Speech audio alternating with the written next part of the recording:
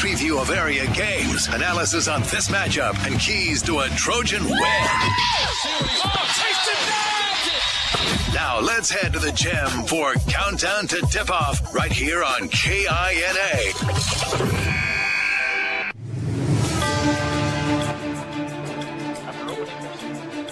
After opening their season on the road on Tuesday night, Southeast of Saline on the road once again here tonight to take on a state-ranked Hesston Swather squad. Hi and welcome into Hesston High School. My name is Devin Haney, along with Brian Dennett on live stream video on SalinaPost.com tonight. We'll be joined in just a little bit by Tyler Smith. Countdown to Tip-Off is brought to you by L&L Advisors. Southeast of Saline got their feet wet, so to speak, on Tuesday night, taking a trip to Lindsborg and playing Smoky Valley. Southeast got off to a good start in this game. They led 16-5 at the end of the first quarter, held a 16-point lead at halftime, then continued to build that lead early on out of the locker room in the third quarter. At the end of three, they led 47-21, and the final score 57-28. Southeast of Saline starts the season at 1-0. Now they turn their attention to a Hesston Lady Swather squad who comes in off of a one-loss season just 1 year ago, and also they are stacked once again. They are ready to take on the Southeast of Saline Trojans. This is the season opener for Hesston under the direction of veteran head coach Matt Richardson. Countdown to Tip-Off is brought to you by L&L Advisors. Open enrollment time, well, it's just about ready to crank down, but you can lean on the experts at L&L Advisors all year long for annuities, Medicare, and also financial advice. Contact the guys and girls that you love and you know at L&L Advisors. 3 locations around Salina, 2 in Salina, one over on Roach and Crawford by Salina Stadium, 1 in the Central Mall, and 1 in downtown McPherson. The newest location is in Manhattan. Experts built on honesty and trust, L&L Advisors. Also, Southeast of Saline's Booster Club brings you live coverage to showcase exceptional student activities and build up Purple Power. It is always a great day to be a Trojan. Tonight's live stream video is brought to you by Kansas Wesleyan University's new marching band program. Learn more about the new marching band program in the fall of 2026 and its launch at kwu.edu/marching band. Southeast of Saline basketball, it's a double dip of Southeast of Saline Trojan hoops. Girls first, guys second. It's coming up next. More Countdown to Tip-Off here on KINA. Southeast wins! Southeast of Saline wins! Trojan fans, it's not too late to get your 2024 state championship merch or to get custom gear to celebrate the 20th anniversary of the 2005 state championship team at Copyco. In addition to great SES gear that you can wear all year round, Copyco also offers custom printing so you can support any student athlete in any activity from football and basketball to choir and band. See them at 2346 Planet Avenue in Salina.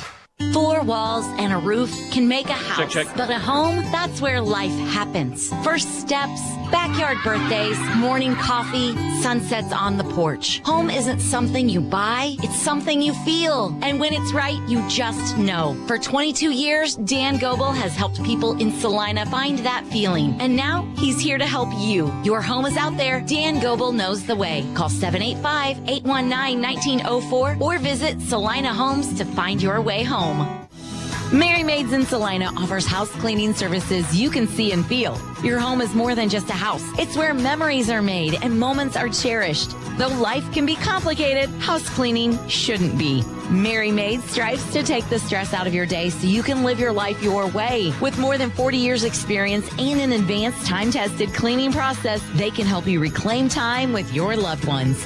Find Mary Maids on Facebook or check out their website at marymaids.com. When the time comes to honor a life, Hire Scott Mortuary in Salina is here with care, compassion, and guidance every step of the way. Celebrate memories, cherish family, and find comfort in tradition. Hire Scott Mortuary, celebrating life, embracing legacy. Now is the time to join Kansas Wesleyan University's thriving music department. Our institution boasts a rich array of ensembles guided by a team of dedicated faculty members. With recently upgraded facilities, you'll have access to state-of-the-art spaces designed to foster your musical growth. Join the KW family to discover your potential as a musician and prepare for your future. Learn more today at kwu.edu. Again, that's kwu.edu. During the winter months, we all rack up a lot of miles, especially following the SES basketball and wrestling teams. Isaacson Truckline is a proud supporter of the Southeast Trojans and wants to remind everyone to be safe on the roads this season. For local and long-haul service of freight and livestock, call Isaacson Truckline. Are you looking to upgrade your home with high-quality flooring and appliances? Look no further than Salina Appliance and Flooring. We're your one-stop shop for all your home improvement needs. We offer a wide selection of flooring and appliance options. Visit our showroom today located at 740 North 9th or our website at salinaappliance.com. The Appliance Center, your local, trustworthy, and family-owned appliance dealer, providing sales, service, and parts for Salina and the surrounding area since 1980. The Appliance Center, just north of Ace Hardware on Broadway in the red and white building. Stop in today and experience the Appliance Center difference. You're listening to Southeast Trojan Hoops on KINA. Back here on Countdown to Tip-Off, getting ready for Southeast of Saline Lady Trojan basketball. Nick Garst is producing and engineering tonight's contest. Brian did it on live stream video tonight. The broadcast is presented in part by Kansas Wesleyan University and the new marching band program. That's exciting, right? Coming to Salina, the new marching band program and its launch will happen in 2026 in the fall. Get more information, kwu.edu/marching band. Well, looking back to Tuesday night, Southeast of Saline got their season underway on the road at Lindsborg with a victory against Smoky Valley, 57-28. And Tyler Smith, when you look back at that game, it was just kind of a snowball effect, right? It was a slow start, as we expect every team to start that way when they start a brand new season. But once the first 4 minutes were kind of out of the way and Southeast started using their defense to create some offense, then their offense got a little bit easier. They started hitting some shots, and boy, I'm telling you, the end of that second quarter and the beginning of the third quarter was really, really good basketball by the Lady Trojans. They end up winning 57-28. Your thoughts on that game from Tuesday? Yeah, I think any time you start a season, regardless of how many veterans you have coming back, you know, whenever your roster reshuffles, anytime you flip the page to a new season, you're always trying to feel each other out. I think that's what we saw in that first quarter. And you talked about how the defense led to offense. And that's something we've always seen successful Shauna Smith teams do. Every successful team does that, but more importantly from Shauna Smith, we've seen her teams play strong defense. It's a team, I mean, you look at her 10, 11-year tenure here at Southeast Saline so far, there's only been like one primary big-time scorer in Carson Slazener. And shoot, that's 5, 6, 7 years ago, 6, 7 for the kids at home. You know, there always hasn't been a primary scorer. It's always been defense and then a multitude of scores that you know, what they're going to bring to the plate. And I think that's what we saw, you know, with this team. It was the 3 sophomores that led the team in scoring, but it's not just the 3 sophomores and Heinrich with 16, Getz with 12, Samus with 10. We know that Pearson can score. We know that Duran can score. We know that Douglas can score. It's going to be differently in scores every single night, and that's how this team's going to have to be successful. Strong defense and different scores and a lot of scores.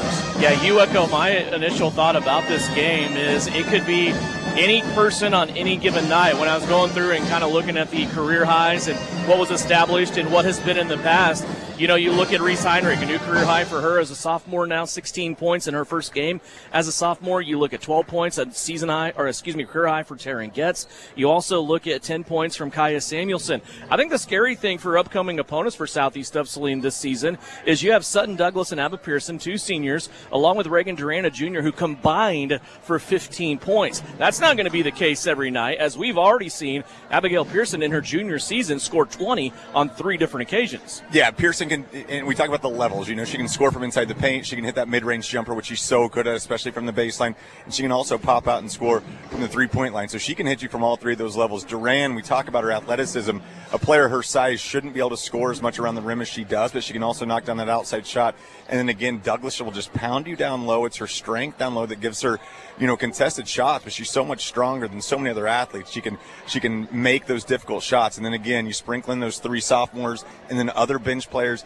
Who do you defend? Who do you guard? Who do you hone in on? And again, Taryn Getz is a pure shooter. I don't think there's another pure shooter on this team, but there's a lot of athletes, and athletes are really difficult to defend. We'll take a look at the Hesston Lady Swathers. We'll also have starters for tonight's basketball game. It's Hesston's first game of the season. Southeast of Saline paying them a visit here at Hesston High. Coming back with more Countdown to Tip-Off, brought to you by L&L Advisors after this on KINA. For 40 years, Phillips Seed has delivered top-quality certified seeds. With wheat drilling season approaching, now's the time to reach out to Phillips Seed Farms for the latest variety options and tailored seed treatments. It's also the perfect opportunity to plant your corn hybrids and soybean varieties for the 2025 planting season. Visit PhillipsSeed.com. Follow us on Facebook and X, or connect with a local seed dealer near you. Phillips Seed, serving, innovating, growing since 1985. Cole, do you remember last Christmas at the Miller's house? I'll always remember that day as the Christmas clog. 4 kids, 5 cousins, 2 grandparents, and somebody flushed a Christmas ornament. Yeah, and they had matching pajamas. And matching plungers. Their septic tank hadn't been pumped out in over 6 years. And they were making chili for 20. That's when you transformed. Plus, the freakishly fast frog. Too much water, too much pressure, and Christmas joy was about to explode. That's why we're telling folks now. Get your septic tank inspected before Santa slides down your chimney. And before Aunt Jan fires up her 7-layer bean dip. At LilyPad Septic, we guarantee to inspect your system within 24 hours. Or you get a free pump out worth $399. If you need a flush and a rush, call LilyPad Septic. LilyPadSeptic.com. Don't let your septic tank clog up your Christmas. Call LilyPad Septic. The hours of drills, the pre-dawn workouts, the hundreds of laps. It takes hard work, passion, and drive to do what you love. When you're sidelined by injury, Salina Regional Sports Medicine is just as committed and works just as hard to get you back in the game. Salina Regional Sports Medicine, 785-452-7366. SalinaRegionalSportsMedicine.com. Santa, we've got a problem. Everyone's Christmas list says the same thing. Remote start. Ho, ho, ho. Sounds like we'd better call New Image Audio. Exactly. They've got over 30 years of experience. And they can be moved when you get a new vehicle. It's perfect for your slate, too. Ho, ho, ho. Let's get it scheduled right away. New Image Audio, 340 South Broadway. Give them a call today. 785-309-1617. Merry Christmas, and stay warm with a remote start from New Image Audio. Can-Equip's annual twine and net wrap sales event is on now. Save with preseason pricing on genuine C&H twine for round balers and square balers, small or large. Choose from a variety of proven net wrap like Armor Net, Legacy, Bale Keeper, American Net, and Varsity Net. Maximum length and maximum strength for the performance you expect. See your parts professional for select rebates and ordering at Can-Equip in Solomon. You're listening to Southeast of Saline Basketball on KINA.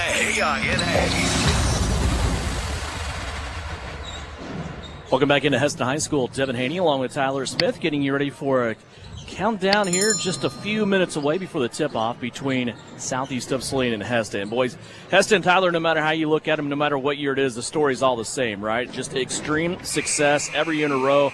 The goal's always the same. It's the state tournament. It's to win the state tournament under the direction of head coach Matt Richardson. Last year they came up 1 game short. They had 1 loss last season. They end up with a 25-1 record, 3rd place in Class 3A. They lost to Silver Lake 65-58. Then they came around and beat Colby in the 3rd place game 56-50. But this Hesston squad, man, the story is all the same.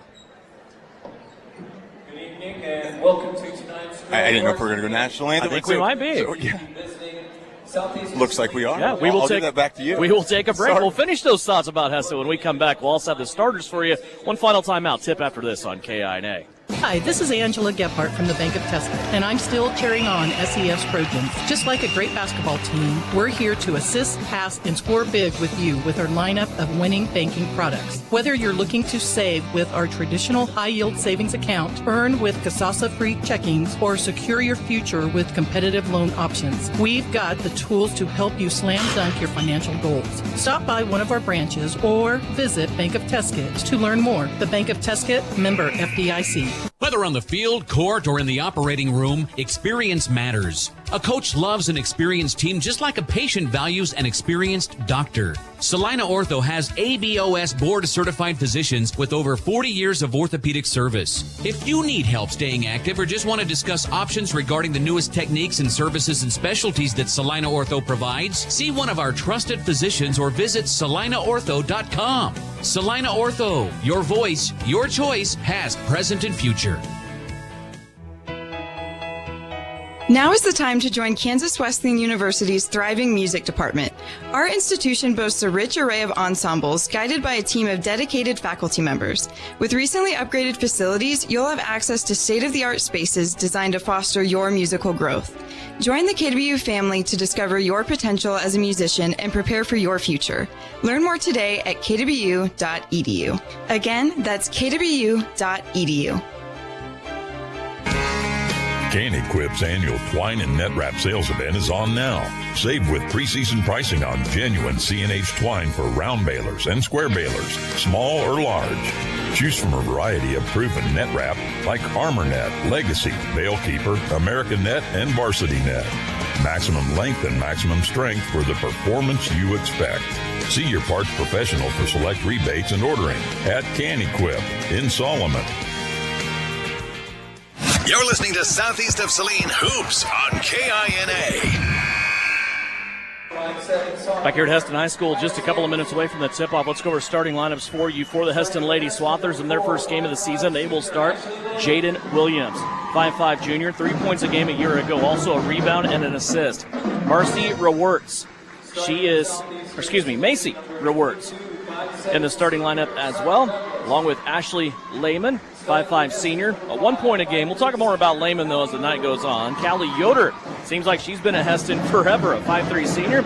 A year ago, 5 points a game, 3 rebounds, 3 assists, also 2 steals. And Brennan Anderson in the starting lineup for the Hesston Lady Swathers. Under the direction of head coach Matt Richardson, who is a veteran head coach, just one of the great coaches in the area. He has an overall record here at Hesston of 365 wins and 100 losses.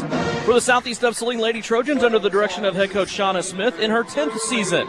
Reese Heinrich, a 5'2 sophomore, 6 points a game, 3 rebounds, 2 assists a year ago. Last Tuesday night, she scored 16 points. Kaya Samuelson also in double digits on Tuesday.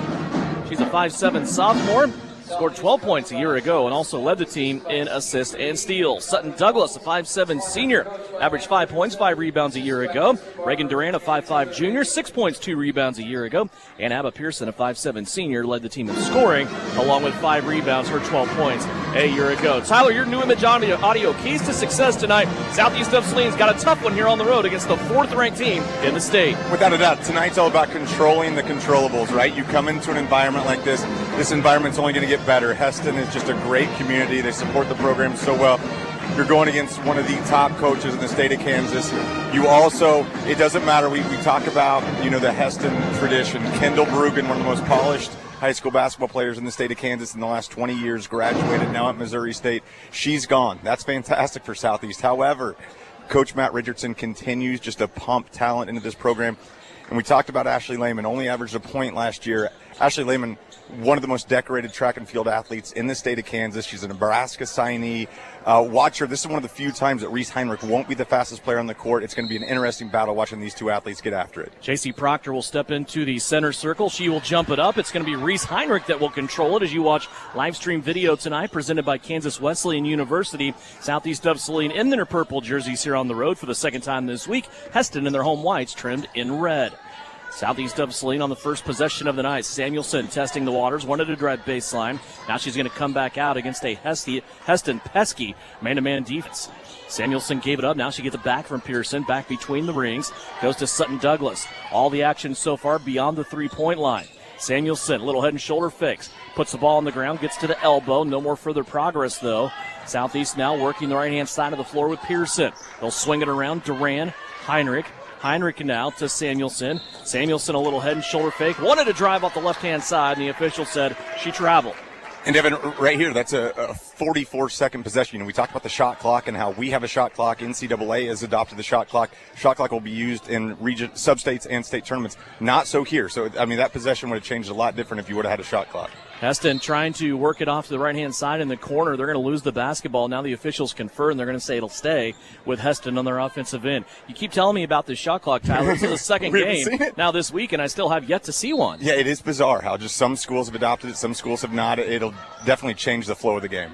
Hesston now will work it in along the baseline. It's going to be nearly stolen away by Duran. She cannot control it, but it goes off a Hesston fingertip and out of bounds. Jaden Williams had a chance at it as her and Duran were hand fighting, and the ball goes out of bounds. Each team has a turnover. No shots yet in this game, and we're almost 1 minute in.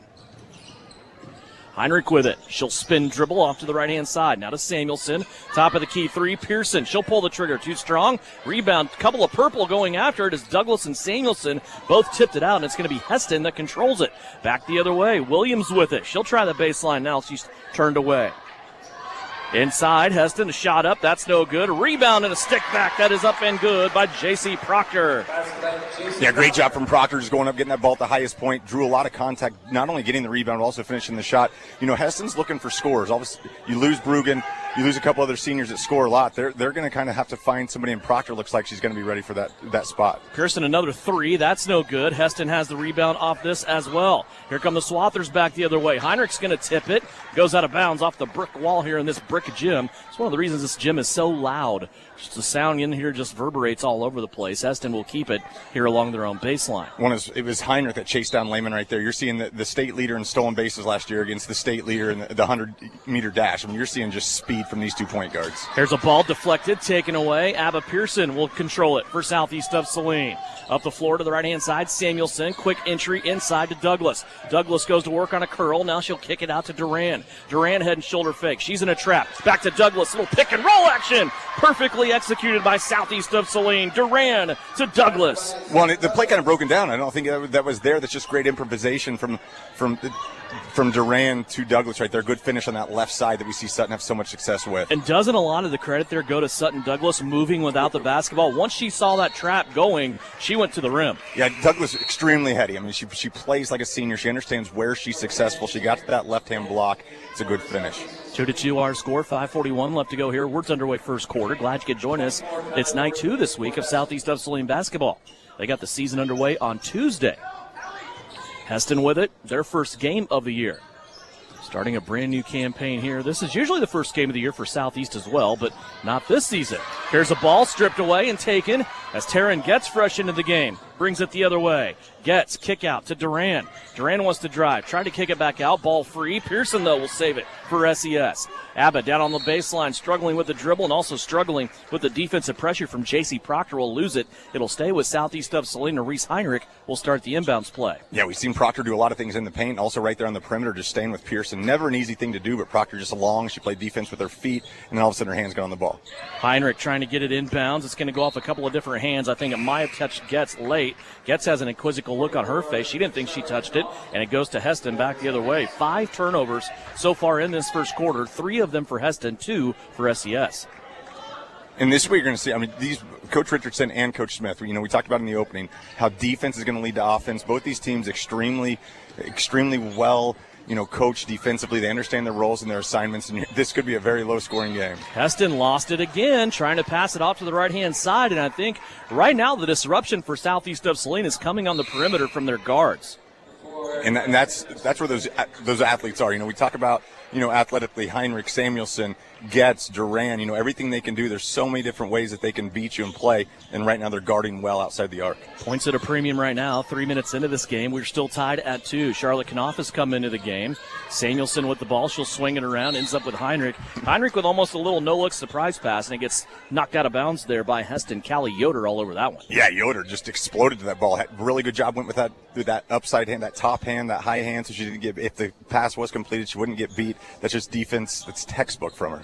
Getz will inbound. She'll hit Samuelson in the middle of the floor. Kaya works her way to the left. Now a couple of crossovers. Might have slipped a little bit there. Lost the basketball. It's on the floor. And now Hesston will pick it up. 3 turnovers for Southeast of Saline. Total of 7 in this first quarter. Still tied at 2. 4:39 left to go. Opening period. Hesston trying to work a pick and roll right-hand side. Pearson comes over, and they're going to call her with a block. Boy, Abba Pearson read that one perfectly. And I'm not sure they got that one right. She was waiting on that play film study paying off there for Abba Pearson, but the official not agreeing. Yeah, that's really tough against Pearson. That's exactly how you want to coach that. She was there. She was ready for the roll. She had her feet set. Just an unfortunate call against Southeast of Saline. First foul of the game as we are 3.5 minutes into this contest. Hesston trouble getting it inbounds. Boy, they are really struggling with the pressure defensively from Southeast of Saline, but the same can be said on the other end as well. Hesston will swing it around, left-hand side. Now they hand it off again. This Hesston team just doesn't have the height and the athleticism inside that they are usually accustomed to. Here's a three-pointer from the outside. That's too strong, but a rebound up no good. Another rebound, and just as I say that, Southeast of Saline gives up 2 offensive rebounds and now gives up a basket and a foul. That was really the bad point of the game Tuesday for Southeast, was blocking out and giving too many chances for Smoky Valley to score. It was, and obviously they survived that. You just had the athletes to get through Smoky Valley, but you can't do that against these top-tier teams. And Hesston is definitely one of the top-tier teams in the state of Kansas. And J.C. Proctor right now, I mean, she's just outworking everybody in the low block right now. And right now, Southeast has got to find her at all times and get a body. Proctor fouled as she scored on the second attempt there for Hesston. Foul on Charlotte Knopf, and now Charlotte is going to be fouled as she controls the rebound off Proctor's free throw miss. Southeast of Saline will have it. Now each team has at least 1 foul. Southeast of Saline with 2, Hesston with 1. This first one will go against Kylie Warden. And Devin, that's what Charlotte Knopf can do for you. I mean, you get her down there. She's long. She understands the game. She went up, really worked on her strength. In the offseason, came down with that basketball and drew the foul. Samuelson tried to go between her legs. She lost it. Then she rolls it away from the defender. Now she's in a struggle, and it's going to be a jump ball situation. Arrow to Hesston. So Samuelson loses it. 4th turnover for Southeast of Saline as these two teams have split 8 turnovers down the middle. Yeah, this Hesston defense is legit. Like, this is fun. A lot of people don't like to watch this. We love watching good defensive basketball. 4-2 Hesston. They have the basketball and a 2-point lead. They'll go high post. Now come back over to the right-hand side and a moving screen there against the Swathers. Moving screen against the Swathers. Looks like this is going to be Rianne Grillo with the foul. We'll see, and it is. It is Grillo, her first foul. And again, despite the defense, only 4 fouls total called, 2 on each team, so nobody's in any trouble right now. It's just good defense with feet, keeping their hands off. This is good. Hesston showing full court pressure. They're going to relax, though, and it turns into a man-to-man. Taryn gets with the basketball, middle of the floor. She's going to turn away from a screen from Heinrich, drive, kick it out to Duran, and throw it out of bounds. Her and Duran could not hook up there, and Southeast of Saline has gone a long time without getting a shot up. Yeah, that's the thing. I mean, you can talk about the scoring drought, but it's just getting in a spot where you can get a shot up right there. So Getz will come out of the game. Quickly back in is Pearson, who was resting. 3.5 minutes left to go here. First quarter, 4-2. Swathers here on their home floor. Switch here defensively by Southeast of Saline. Ball ends up on the other side for Hesston. Pick and roll. Heinrich tried to tip it away. She was unable to.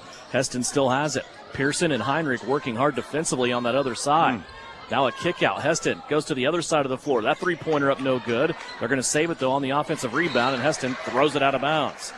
Callie Yoder looking to the right. Actually not looking to the right, but through the ball. And it's going to be the 5th turnover for the Swathers. When it looked like early in that possession, Zayla Ray had an opportunity to go up with a nice little bunny, and she passes the ball out. And that's something, again, a young player, Zayla Ray, only a sophomore. She's got to go up with that shot for Hesston. Again, that's what they're looking for. They're looking for a score, somebody they can go with. I think their default was always, find Brugan, find somebody that can score, and they're going to have to find a score. Pearson with it. Ball on her hip, right-hand side, triple threat position. Looking, jab stepping. Nobody there to help out. Now she has to use her dribble. She'll come back around and a bounce pass to Sutton Douglas. Sutton wants to drive. Gets into the hole. Boy, a lot of contact there. Not a foul. It should have been maybe a tie-up on a jump ball situation, but nonetheless, Hesston comes away with the rebound that went up over the rim. Swathers back to the other side as they work from left to right here as you view it on video. Here's a layup that is up and good. All the way to the cup. Nobody stopped her. Jaden Williams, her first bucket. 6-2 now. Swathers up by 4. Quick entry into Reagan Duran. She'll rise and shoot and gather the foul. What an entry pass there. Samuelson got it to her on time, and the basket went in. It's a 3-point play opportunity coming up for Reagan Duran. And I think Duran just surprised everybody. Like, that's not a ball that Duran should go up with, because if you haven't watched a lot of what Reagan does, you're not thinking that she's going to go up with a shot like that. But we see Reagan score a lot from the paint, just goes up, elevates, draws the contact, gets herself a 3-point opportunity. Duran's free throw up and good. So after falling down by 3, Southeast of Saline comes back and they score. Actually, they were down by 4, Back to within 1, 6-5. Yeah, there's nothing on film. That was what was going through my brain right there after that play, Tyler. There's nothing on film from last year that will tell you Reagan Duran's going to do that. And now Hesston throws it away again. 6 turnovers for the Swathers. And again, those are unforced. They're forced because it's a good perimeter defense, but it's those passes that just go out and there's not a lot of deflections. There's nothing going on. That's just something that Hesston's got to clean up. 6-5, 2:02 left to go here, first period. Douglas wants it inside. Pearson turns her down. Now goes to the right-hand side to Heinrich. Reese wants to drive baseline. She'll kick it out now. Pearson for 3. That one shot up, too strong, no good. Douglas, though, with the weak side rebound. Pearson just seems like she's hurrying her shot just a little bit here in this game. Yeah, and I think that it's the defense that's doing that. I mean, anytime you get an open look, they have the feel of the game. They understand what's going on. If you get an open shot, you got to put it up. Duran has it now. Samuelson got herself in trouble, and then Duran throws it over the head of Reese Heinrich out of bounds. And you can just see the look on Coach Richardson and Coach Smith right now. I mean, they just need everybody to exhale. It's who's going to call the timeout first and just say, relax. Like, everybody's fine. It's ugly. It's really good defense. Just let your offense work a little bit. Well, they can blame each other for what's going on. They sure can. Right now, 6-5 our score. Hesston leading by 1. 1:25 left to go here in the opening quarter. Hesston, baseline drive. Duran is there to shut it off. Now a bad shot put up, and it's going to be off of Hesston, out of bounds. As coming from the outside in, trying to get another offensive rebound was J.C. Proctor, and will go to Southeast of Saline. Yeah, good positioning from Samuelson right there. It looked like Proctor probably could have grabbed the ball. She couldn't right there because of the positioning from Samuelson. That's what you got to continue to do to Proctor, to stay inside of her. It's like a 1-4 high set here. Heinrich up top. Everybody else along the free throw line. Spread out throughout the floor. Screen over the top. Samuelson. She'll fire the deep 3. That's an air ball to run out here for Hesston. Here comes Yoder with it across the paint. Southeast didn't get back on defense. Ends up being a layup for Jaden Williams. So Hesston just beat Southeast down the floor that time. Now back down. Hesston trying to gather themselves and not get beat. Kick out Douglas. Duran. 3-pointer on the way. No good. Rebound Hesston. Here comes the Swathers again wanting to run. Back down the floor. Williams lost the ball momentarily. Now she gets it back. She'll kick it out beyond the 3-point line. 32 seconds left to play. Working our way towards the end of the first quarter here. Hesston leading by 3. Jaden Williams fires it off to the left-hand side. Looks like the Swathers want to play for the last shot of the quarter. Clock now down to 15 seconds. Back out top. Yoder has it. Heinrich all over her. Now to Grillo. Grillo tries to go inside. Knocked away Pearson with 6. Abbott right away starts to turn her attention up the floor. Down to 3. Pearson all the way to the cup, off the backboard, and it won't go in. She missed it at the buzzer, and we are at the end of 1. 8-5 is our score. Hesston leading Southeast of Saline at the end of the first quarter. Back with second quarter action after this. Southeast of Saline Lady Trojan basketball brought to you by Kansas Wesleyan and their new marching band program. Learn more about the fall launch in 2026 at kwu.edu/marching band. And the second free throw is good. The Trojans have called timeout to make some important decisions. Hi, fans. It's Winnell Garrettson from Salina Homes. In every game, there are lots of options to make the right play. And in real estate, the plays can be challenging. Whether you're a first-time buyer, upsizing for the family, investing in rentals or commercial property, or selling land, I have the knowledge to help you win your real estate game. It's sure to be a slam dunk when I serve as your realtor. Buy or sell, call Winnell. Visit Suburban Appliance Center to see the Whirlpool washer with 2 ways to wash. This is the 2-in-1 removable agitator. This Whirlpool washer has flexible capacity. You can take the agitator out for bulky loads or keep it in for items of smaller loads. This opens up space in the wash tub and allows you to wash bulky items like comforters with no problems. Shop at Suburban Appliance Center and get twice the washer you have at home. Suburban Appliance Center. Quality service with every purchase. Located on South 9 next to Genesis Health Clubs. You're listening to Southeast Trojan Hoops on KINA.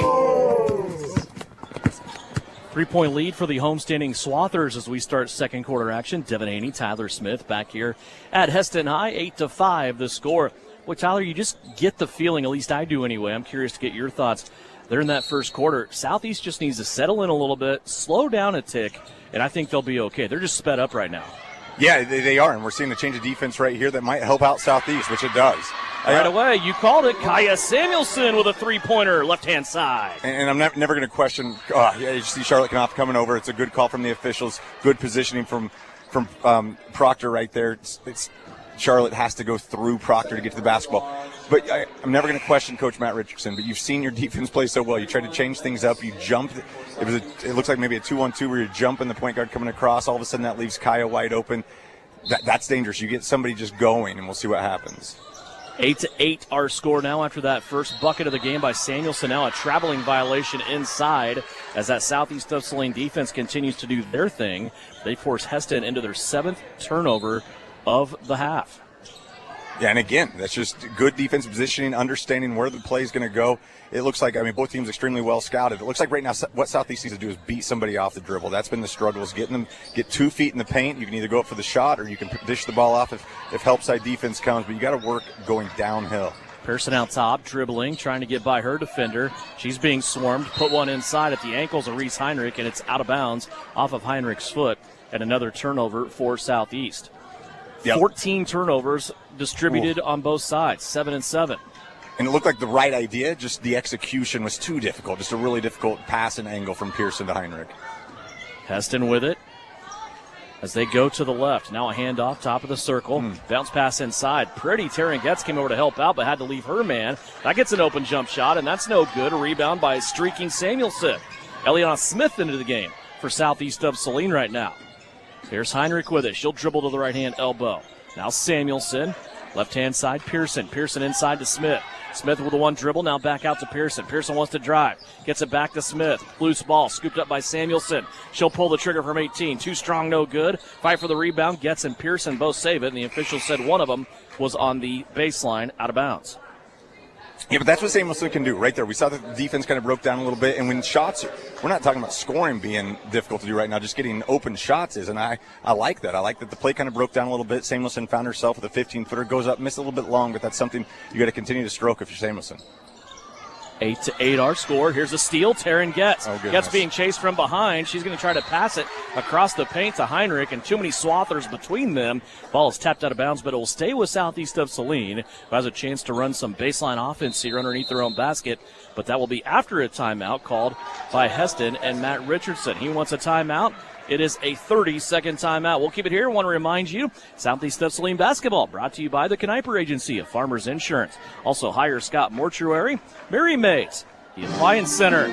Also, Stardust Trophies and more in downtown Salina, Isaacson Truckline, and Dan Goebel at Salina Homes. I want to thank them for helping us bring you Southeast of Saline athletics all season long. 8-8 our score, 6:29 left to go here in the second. Just some other games going on this evening. Sacred Heart is at Clifton Clyde. That is a game that is also being live streamed right now on Salina Post Sports Network. You can watch that live or anytime on YouTube. McPherson is at Salina South. El Saline is at Harrington. Ellsworth is at Lyons. Circle is at Abilene. And Chapman is at Clearwater. Some kind of strange early season matchups, without a right? doubt. Yes, yes. Other than that Ellsworth Lions game, 2 NCAA schools going at it there. 8-8 our score here. Southeast of Saline with the basketball out of the Hesston timeout. Handoff Douglas to Samuelson. Bounce pass inside Pearson. She's shoved in the back, and that foul will go against Zayla Ray. And Zayla Ray with a strong Southeast connection. She's she's related to the Rathbons, former Southeast Saline head volleyball coach. Okay. Strong, athletic pedigree. Julianne Rathbun played basketball and volleyball at K-State, originally from Hillsboro. So there's good genetics in that.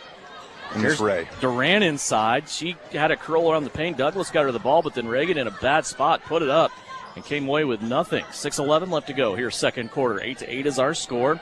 Hesston trying to deal with what has been a pesky Southeast of Saline defense thus far. Most of it in the man-to-man set. Swathers working it off to the right-hand side. Right now, Ray with it. She'll go spin move, baseline, then kick it back to the center of the floor. Now a strip, and Pearson ends up with it.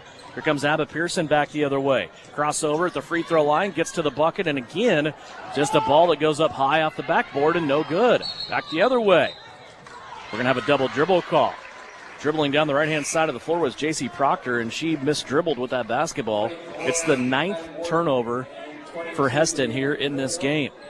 Yeah, it looked like Proctor just got caught. She didn't know if she was going to take that ball to the hole or dish it from about 15 feet away, when she got to that elbow. And all of a sudden she just kind of caught herself and got caught for the violation.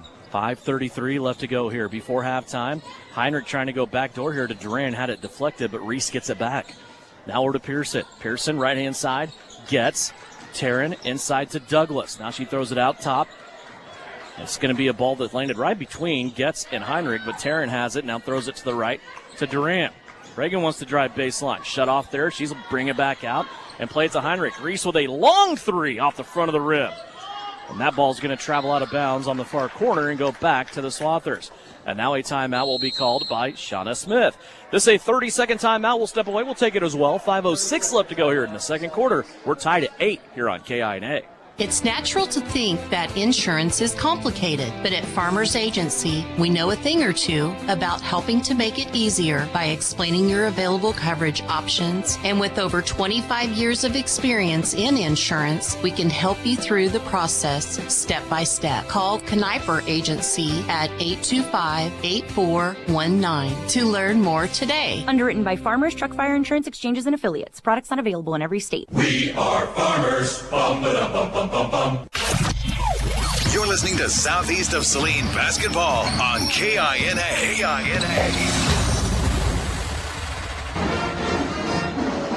Devin Haney, Tyler Smith back here. Hesston High School. 2 road games this week. Of course, had the date in Lindsborg against Smoky Valley on Tuesday, and then we'll be at home for the home opener on Tuesday. Coming up this next week against Abilene. That's always a fun one. Here's a drive out of the timeout by the Swathers. That comes up empty. Sutton Douglas with the rebound for Southeast. 8-8 is our score. It's been our score for quite some time. Here's a ball now deflected. It goes out of bounds. It'll stay with Southeast of Saline. And Devin, you can see Coach Smith right now. She's saying, we got to get a ball fake. We got to get that ball on the ground. We can't throw over this Hesston team. They're long. They're lanky. I mean, every single one of those players, great wingspan. They know how to get their hands in passing lanes. You can't just go with the easy pass. You got to ball fake that and get around somebody. Same there. Just one defender in the way. Boy, Kaya Samuelson, a near 5 count up top. She had Jaden Williams pinned, but Williams gets around her and breaks the count. Now a streaker in the lane. Stop, pop, and a foul will be called on Reese Heinrich. Boy, I thought Reese had the block. So did everybody else wearing purple.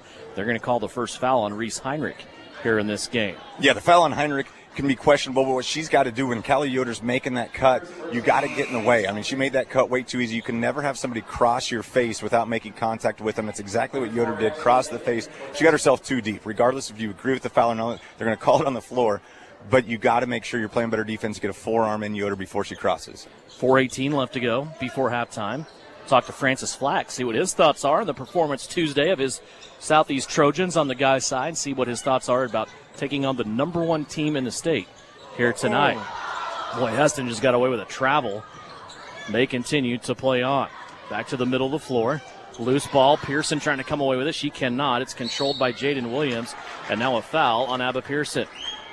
And Devin, we talked earlier. We talked about controlling the controllables. You can't control these calls that aren't going your way, and it's a difficult situation. It's a turnover that you feel like you should have gotten, and then all of a sudden, Abba picks up her second foul. And despite, we haven't seen a lot of scoring, but Abba does so many things. She knows where she's supposed to be defensively. There's so many good things that she does. Her picking up her second's big. Veda Durfee, the freshman, into the game here for Southeast of Saline. She'll replace Pearson, as you said, has those 2 fouls. 3:55 left to go here in the second quarter. 8-8 is our score. Heinrich fell down. I think she had some help there. We continue to play on. Here's a backdoor cut by Hesston. They lose the basketball out of bounds, and it goes back over to Southeast of Saline. Double-digit turnovers now for Hesston. That's their 10th turnover in the first half. It'd be interesting to keep charting these two teams as it goes, and you're going to see more turnovers from them tonight than you'll probably see, all season. You might see more in the first half from both teams than you'll see the rest of the season. I mean, these are both just good, fundamentally sound teams, but right now just a lot of turnovers. Gets with it inside Durfee. A little back and forth up off the window. She scores and one. Veda Durfee did not hesitate, and she was able to do something that we haven't seen a Southeast of Saline player do tonight, and that is score with her back to the basket. you sometimes need somebody that doesn't know what they don't know. Right now you're playing, again, and it's gonna get more and more hostile as it goes. A lot of these players, they know what Hesston is. Veda Durfee has no clue. She's a freshman. She's here. She knows she gets the ball in the block. She's gonna go power dribble and use her athleticism. It's a great finish. We saw her just with 2 points against Smoky Valley, but the bucket she has, super impressive. Fast break, great catch, great finish. It's the athleticism that she can bring. Free throw up, too strong. Samuelson with the offensive rebound. She'll go right back up with it. That one crawls out. Boy, it looked like Southeast is going to have a 4-point trip, but that shot just crawled out on Kaya. Nonetheless, Southeast of Saline has a 2-point lead. 10-8. And so far, as the shot goes up, Samuelson on the run out. 2-on-1. Douglas and Samuelson. Douglas lost the basketball. She's going to come down on a jump stop. Now she's in a trap. She's in trouble. Trying to get out of it. Hesston is going to steal the ball away. The two teams exchange turnovers there. Now inside. A shot put up. That's no good. Weak side rebound is no good. And now a foul. Nope. Jump ball called. That will keep the ball here with Hesston. Devin, on that, the sequence before when we saw Samuelson throw that ball to Douglas, you almost want the guard. You want Samuelson to continue to attack. You don't want to make that pass that early to a post player. It's a difficult spot for Douglas to be in. Samuelson just needs to continue to take that ball, make the defender decide who she's going to guard before you pass that ball away. Underneath on the baseline. Now back out. Ashley Lehman has it. She'll stop at the free throw line. Now back out to Yoder. Little pick and roll and a wide open player.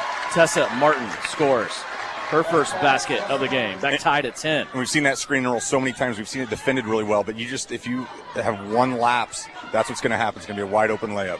Samuelson with it. Takes a couple of dribbles. Now she's in trouble. Finds Douglas close by to her right-hand side. Sutton wants to dribble. She gets down low. Now plays it out. She has it stripped away again. 10 turnovers for Southeast of Saline. And now Hesston going back the other way, lost the ball. It'll stay here underneath their own basket.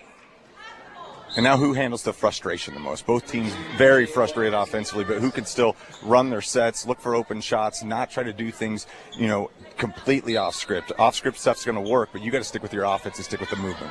Hesston trying to run an inbounds play. They go over the top, and a foul and a bucket. Boy, that was a crafty move down low by J.C. Proctor. She was able to score, and we went forever in this quarter without any points. Southeast scored the first bucket of the quarter on a Samuelson three.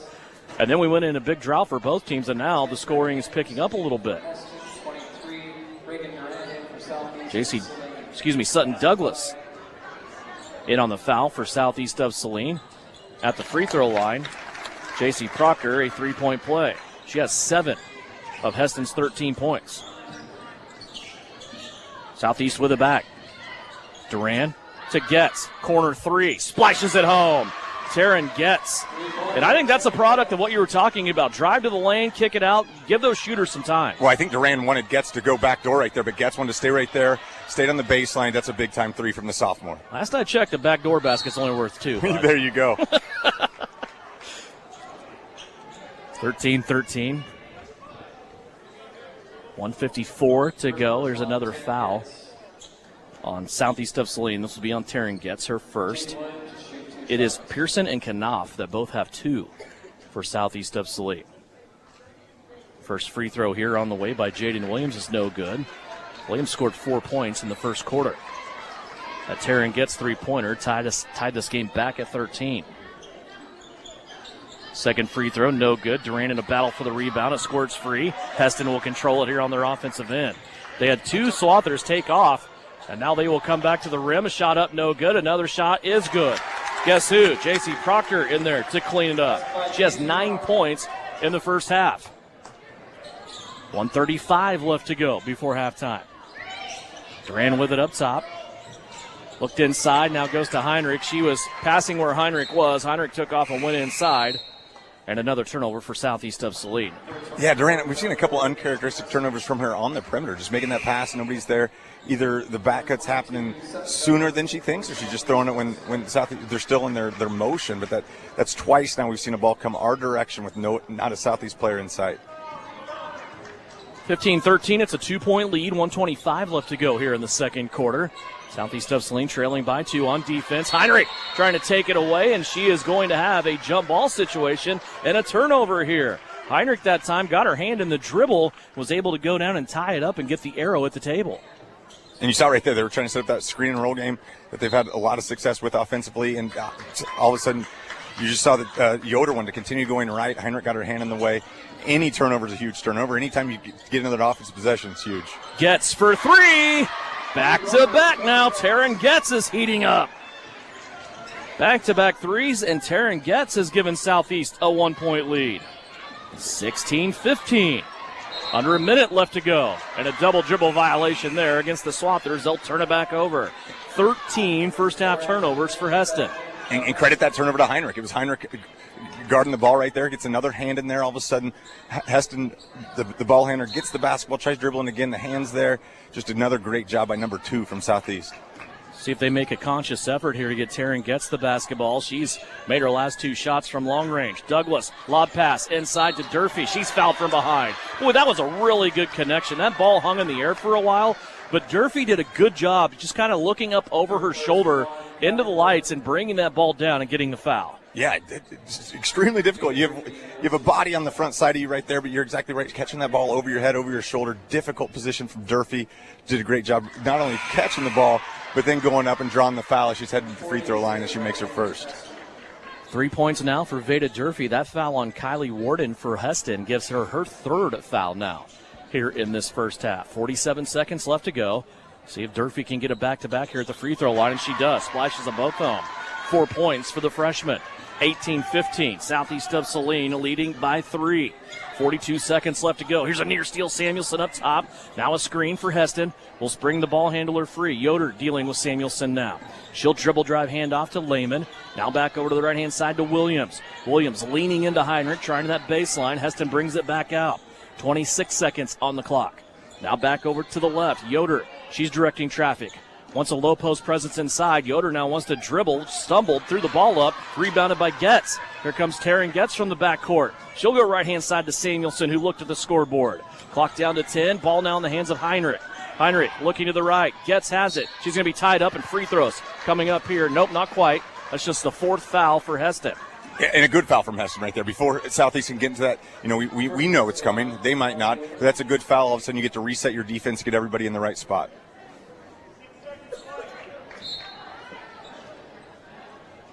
I'm not sure the fouls are right for Hesston.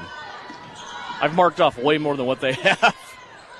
There's 3-pointer by Heinrich at the buzzer. It's going to come up short, and that will be the end of the half. But a nice surge there by Southeast of Saline, led by Taryn Getz. A couple of 3-pointers for her. Of course, in the second quarter, Samuelson opened it up with a 3, and then Veda Durfee contributing 4 points in the second quarter. Lady Trojans from Southeast of Saline will take a 3-point lead into the locker room here at halftime. The Knopf Auto and Truck Accessories halftime report is here. 18-15 is our score. When we come back, we'll check stats from the first half. Also have a conversation with Francis Flax. It's all coming up here at the halftime report. It's a 3-point lead for Southeast of Saline at the break. 18-15 here on KINA. Knopf Auto and Truck Accessories. Everything to bling out your ride in one place, including top quality lift kits, wheels and tires, bumpers, Jeep accessories, fender flares, bed covers, bed liners, step bars, even custom painting.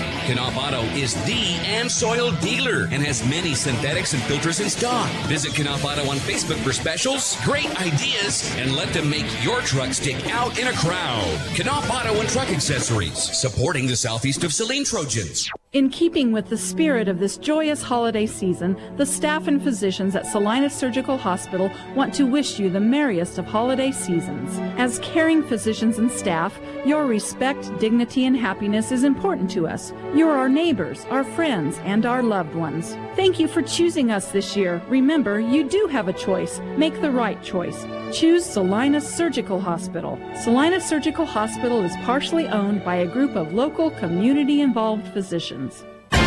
APAC Kansas Incorporated has been building the Heartland from the ground up for over a century. From the supply of aggregate materials, hot mix asphalt, and concrete to the construction of roads and bridges, we do it all. You've seen our trucks, and now we want to hire you. APAC in Salina is growing, and we are hiring for all positions. From truck drivers to mechanics, general laborers, and construction, APAC has your next career. For more details, visit the job links page at salinapost.com. Great pay and benefits, APAC is an equal opportunity employer. Insurance is something we all need in our business, home, car, and life. But do you really understand what's covered? And most importantly, what you are paying for? Hi, this is Rob Carlson in the Salina office of Smart Insurance. Change is good, especially if you haven't looked at your insurance policy lately. I can help you understand what you need and where the gaps are in your coverage. We provide free quotes and take pride in looking out for you. Smart Insurance, with locations in Salina, Abilene, and Harrington. Give us a call today. The recent storm could have done a real number on your roof, but how would you know? Is your home vulnerable to future damage? Call Bryson Flax at Ryan Roofing today. An in-person roof inspection is necessary to evaluate damage. Rely on Bryson to perform a free roof assessment. Inspect, assess, and resolve. Protect your home and make sure your insurance policy provides the coverage you deserve. Roofs, windows, siding, and gutters on your home or business. Call Bryson Flax at Ryan Roofing, always supporting the southeast of Saline Trojans. Frisbee Construction is a service organization for the commercial grain industry dedicated to giving you the best in planning, the best in quality, and the best of workmanship, and overall the best value for your dollar since 1949. Frisbee Construction specializes in new construction as well as remodel and repair of grain handling facilities throughout the Midwest. Frisbee Construction Company in Gypsum has emergency crews available as needed. For more information, go to frisbeeinc.com. This is the Trojan Halftime Report. Coming up, a first half recap. Shot at the horn! Stats, interviews, and a look at other area games.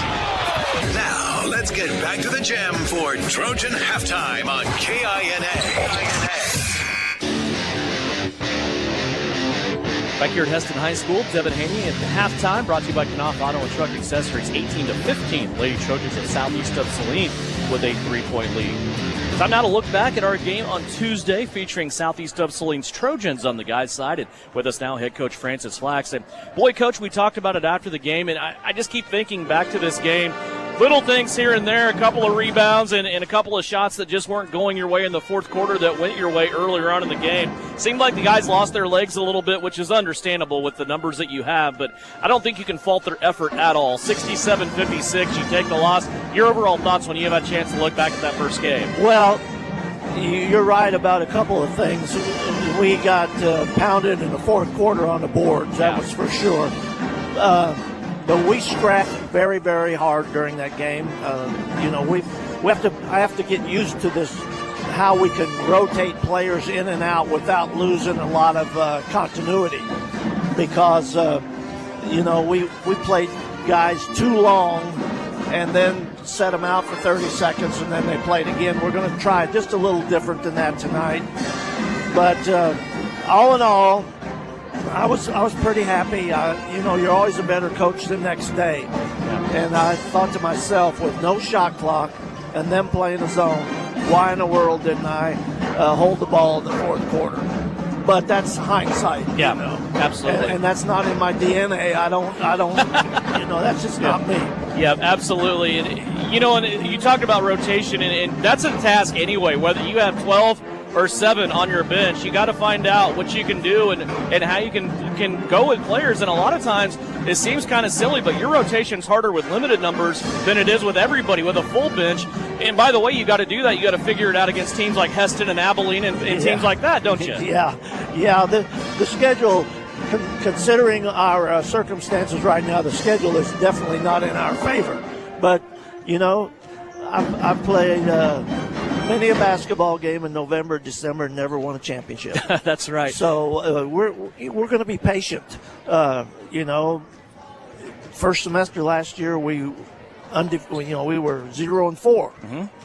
I don't know what we'll be at Christmas time, but whatever it is, we'll have a chance to regroup over the Christmas holidays like we did last year, and perhaps get some more reps in practice and put a few more things in. We still don't have very much in. We're pretty vanilla. Yeah, Tiernan Potocnik, what a performance for him offensively in that game. And also Hendricks Lund, he had a great game too, 16 points scoring the basketball. How the guys feel about their performance on Tuesday? What kind of feedback did you get from them? Well, they all know that probably in their minds, like my mind, we should have won the game. They're hungry. That's a good group. They're very coachable. The only thing is we just need a couple more guys. But I'll tell you one thing, the difference between Tuesday night's game and this game tonight is going to be the pressure that Hesston puts on us. they're going to be relentless with their man-to-man pressure. It's going to be 94 feet every possession, and we have to board with them too. They do a great job of switching on drives to the bucket. We've got our hands full, but we're going to go after them. Yeah, we talked about it with the girls. Whenever you step in this gym, whenever you see that jersey, you know that they have one goal in mind, and that's the state tournament here at Hesston, and it's been that way with the guys forever as well. And Greg Raleigh, of course, kind of started that, and now it continues with Garrett Roth. What kind of challenges, other than just dealing with the pressure, will Hesston bring to you? I just look at Hesston year in, year out. It just seems like they're relentless on the boards, too. Yeah, they rebound the heck out of the basketball. They'll push you under the basket, and we're not very physical anyway. But they'll push us under the basket, and you know, if they do that, they can go up and over us and not get called for fouls. Yeah. So they're a rebounding team. They're a well-oiled machine, but they play all summer long. Yeah. When the High School Activities Association time is up, all these kids go to other teams and play. So they're playing all summer long. What do you want to see most from your guys tonight? Well, I just want to see if we're going to bow to their pressure. I think when they push us, I want us to push back. Yeah. When they get on the floor, I want to be on the floor. I just want to see that regardless who we're playing, we're going to take the game to the best of our ability, aggressive-wise, both ends of the court. I like it. We'll talk to you after the game. Good luck. Francis Flax, head coach of the Southeast of Saline Trojans. His guys tonight taking on the #1 team in the state, an opportunity in front of Southeast of Saline here in this game. We have a 60-second timeout. When we come back, third quarter action will start. Southeast of Saline's girls lead it by 3. We'll be back with more basketball from Hesston here on KINA. For 40 years, Phillips Seed has delivered top-quality certified seeds. With wheat drilling season approaching, now's the time to reach out to Phillips Seed Farms for the latest variety options and tailored seed treatments. It's also the perfect opportunity to plan your corn hybrids and soybean varieties for the 2025 planting season. Visit PhillipsSeed.com, follow us on Facebook and X, or connect with a local seed dealer near you. Phillips Seed, serving, innovating, growing since 1985. Cole, do you remember last Christmas at the Miller's house? I'll always remember that day as the Christmas clog. 4 kids, 5 cousins, 2 grandparents, and somebody flushed a Christmas ornament. Yeah, and they had matching pajamas. And matching plungers. Their septic tank hadn't been pumped out in over 6 years. And they were making chili for 20. That's when you transformed. Flush! The freakishly fast frog! Too much water, too much pressure, and Christmas joy was about to explode. That's why we're telling folks now. Get your septic tank inspected before Santa slides down your chimney. And before Aunt Jan fires up her 7-layer bean dip. At LilyPad Septic, we guarantee to inspect your system within 24 hours. Or you get a free pump out worth $399. If you need a flush and a rush, call LilyPad Septic. LilyPad Septic.com.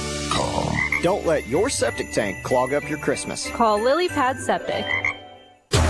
The hours of drills, the pre-dawn workouts, the hundreds of laps. It takes hard work, passion, and drive to do what you love. When you're sidelined by injury, Salina Regional Sports Medicine is just as committed and works just as hard to get you back in the game. Salina Regional Sports Medicine, 785-452-7366. SalinaRegionalSportsMedicine.com. Santa, we've got a problem. Everyone's Christmas list says the same thing. Remote start. Ho, ho, ho. Sounds like we'd better call New Image Audio. Exactly. They've got over 30 years of experience. And they can be moved when you get a new vehicle. It's perfect for your slate, too. Ho, ho, ho. Let's get it scheduled right away. New Image Audio, 340 South Broadway. Give them a call today. 785-309-1617. Merry Christmas and stay warm with a remote start from New Image Audio. Can-Equip's annual twine and net wrap sales event is on now.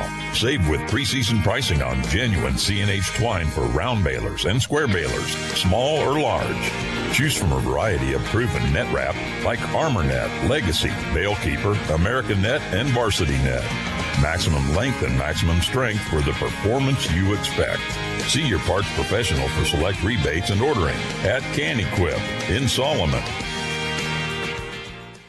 You're listening to Southeast of Saline Hoops on KINA. Back here beginning third quarter and a timeout. Just in time we get back to have a timeout, but we can catch up on what's been going on here. A minute and a half into the third quarter, and so far, Tyler, out of the locker room, this resembles what we saw the Lady Trojans do on Tuesday, coming out of the locker room, and they are on fire. Yeah, you've seen some defensive turnovers.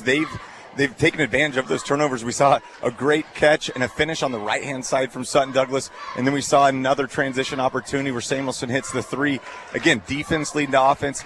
We talked about it, during the first half. When you're frustrated offensively, what do? You got to continue to grind, but it all starts with the defense, and you've got to get run-out points. We've seen how good these teams are and how fundamentally sound they are. They know exactly where they need to play. The way that you beat that is going transition and being athletic and getting out there and just outrunning the opposition. And I think one thing that we're going to have to start looking at, and we've discussed this as being one of the strengths of Southeast, is the depth. It's just how many players play valuable minutes, and that's what you got to continue to do against a team like that, especially when you want to run all night. If you go back to a couple of minutes left in the second quarter, Hesston had a 15-13 lead. Since then, it's been a Southeast of Saline 10-0 run.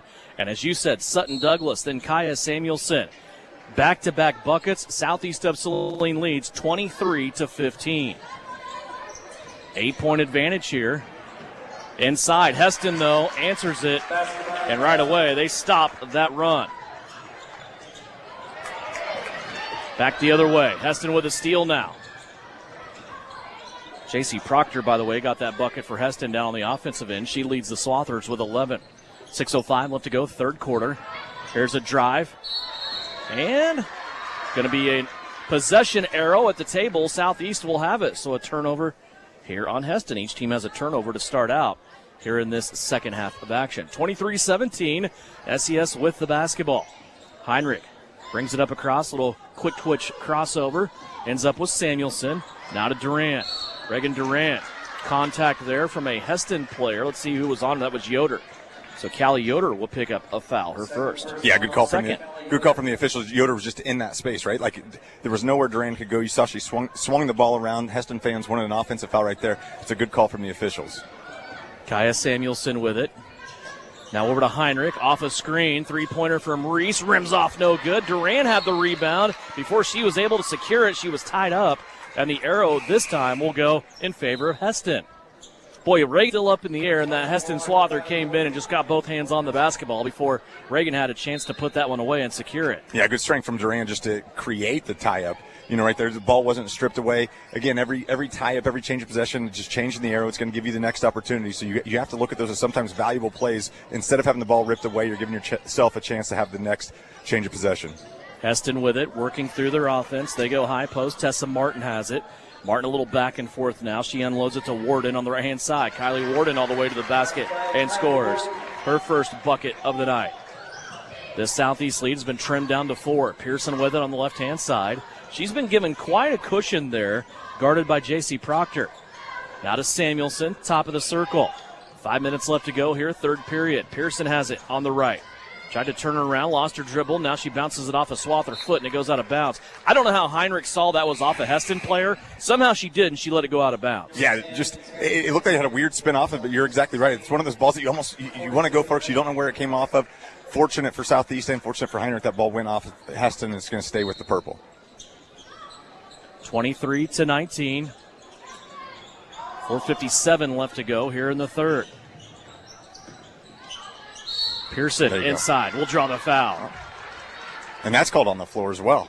We've seen Pearson do a good job, and there's a lot of contact a lot of times with Pearson. She knows how to draw the contact. She knows how to go up strong with contact. Looked like she was in the action of her shot. They're going to call it on the floor, and that's number 3 for Zayla Ray. So 2 Swathers now with 3 fouls. Here's a three-pointer by Heinrich up. That's no good. And on the backside, there's Durfee with it. She's going to be fouled and go to the free throw line. And this is something we see. Nice little baseline, inbounds play. Heinrich gets a wide-open 3, misses it badly, airballs it, which a lot of times benefits the offense because they see the shot come up. You just saw Durfee was in that backside position. The ball came right to her, and she went up strong, drawing the foul, hitting the first free throw. Veda Durfee at the free throw line. Gets the first. 5 points for her. Second free throw coming up. And that one off the heel, no good. Samuelson trying to chase down the rebound. She can't quite get there. Oh, it's going to stay with Southeast, I believe. Okay. So maybe she really didn't get there in time. It went out of bounds before Kaya was able to get there. 24-19, 4:46 left to go here in the third. A couple of state-ranked teams here in their house. Southeast of Saline trying to get an upset or two throughout the night. Girls and then guys will follow here tonight in this doubleheader of Southeast of Saline basketball. Heinrich has it, and Reagan Durant elevates, and she is fouled. And that's number 3 on Yoder. Now you're starting to see these fouls starting to pile up for Hesston. So you see my case there at the end of the second quarter when we didn't get free throws, when Reith Heinrich was hit, and I said we were in the bonus. Can't have all these girls with 3 fouls, and we weren't in the bonus there because it's only 5 fouls for bonus shots. Again, control the controllables. That should be something that you can. That's my job to get frustrated Yes, about without that. a doubt. It's definitely our job. 4:40 left to go here in the third. Southeast of Saline right now knocking on the door. They do turn it over, but Hesston has put them in the bonus for the rest of this quarter. Hesston already with 4 team fouls. We'll see if it comes to fruition. Here's a foul now down low. Either Getz or Pearson has it. They're both in the area. Looks like it's going to go against Pearson, and that's trouble for Southeast because that's Abba's third. Yeah, and that's a different look from Hesston. We saw right there, it was Proctor trying to, come up high, and there was no backside help, and you just saw Pearson continue to fight, and we've seen that type of physicality all night. Sometimes it's been called, sometimes it hasn't, but that time Pearson definitely called it's a good call from the officials. Hesston sets the inbound underneath their own basket. 4:25 left to go here as we approach the halfway mark of the third quarter. It's a 5-point Southeast of Saline lead. Over to the right. Now top of the circle. Now back to the right. Couple just dribble drive handoff here for the Swathers on offense. Southeast doing a good job staying disciplined on defense. Warden has it on the left. Now back up top to Martin. Martin stuck at the elbow. Now out to Yoder. Boy, there is just not much there for Hesston.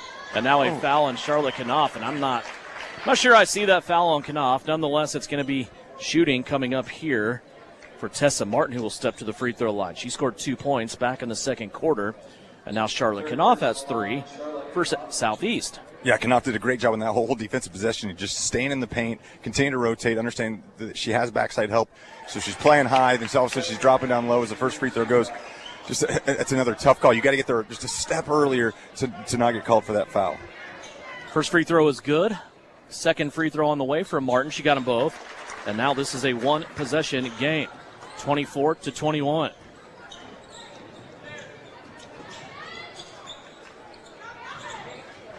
And the ball lost again by Southeast of Saline. 3 straight turnovers for SES.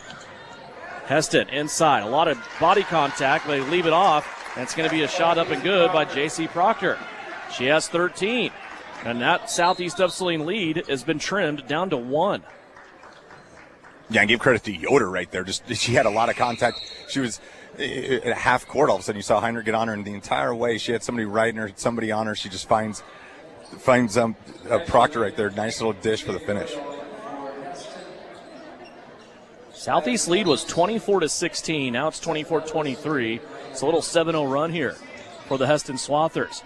Southeast needs to get back in their offense here that they were running earlier. They just have turned the ball over the last 3 trips down the floor. 3:23 left to go in the third. Ball goes out of bounds here off a Swather, and it will stay with Southeast on their offensive end. Inbounding right in front of their bench, Reagan Durant. She'll go to Heinrich. Heinrich looked left. Now she comes back to the right. Samuelson with it.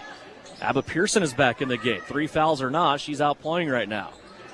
Abba with it. Now to Sutton Douglas. Douglas with an overhead pass to Samuelson. Now she'll set the screen. Samuelson pick and roll back to Douglas, and Douglas in the middle of 2 Swathers. They both crash to the ground, and the jump ball situation, alternate arrow, is going to be awarded here to Southeast of Saline. Yeah, and a good defensive positioning from Proctor. She read that roll right there. She understood Douglas was going to be there, got her hands on the basketball. Great job from Miss Proctor. 24-23. Douglas with it.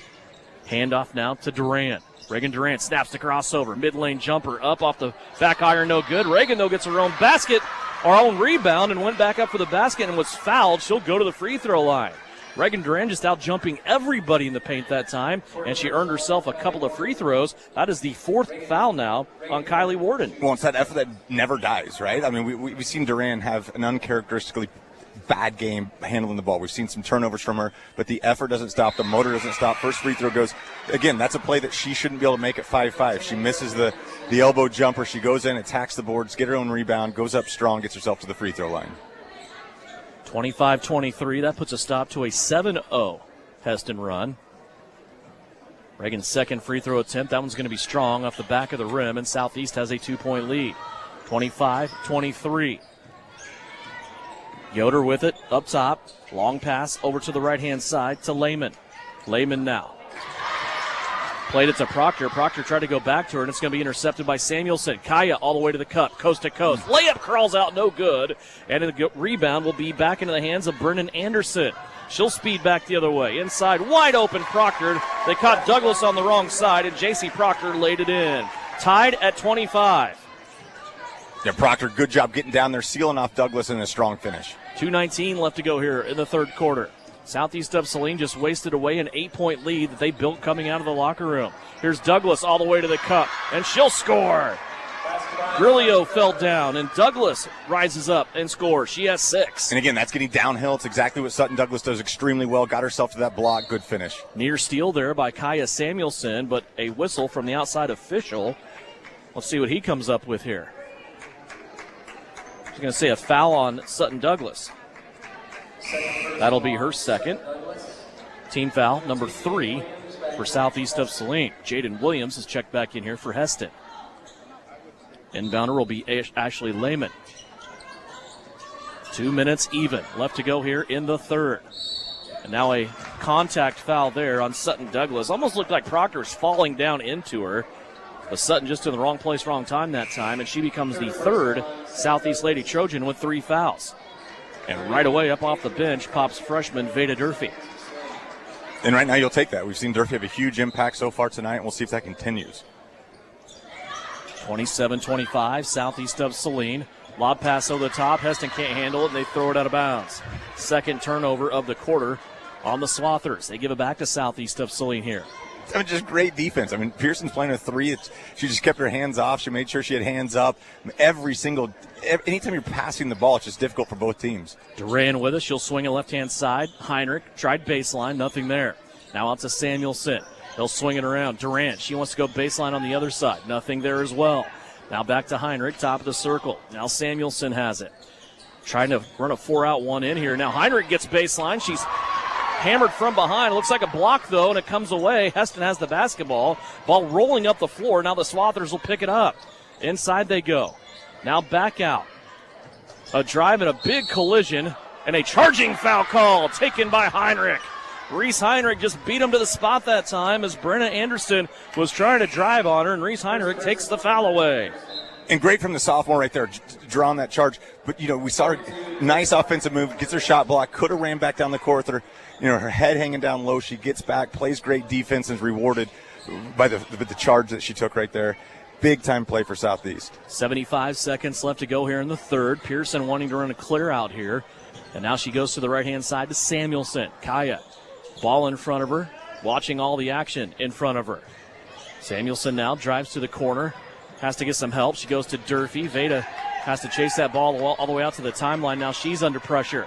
She'll go back to the side, and Shauna Smith's going to call a timeout. Everybody spread out that time. Durfee was stuck in a corner, and Coach Smith's going to call a 30-second timeout. We'll keep it right here. Remind you, Southeast of Saline basketball brought to you by Vanderbilt in Salina.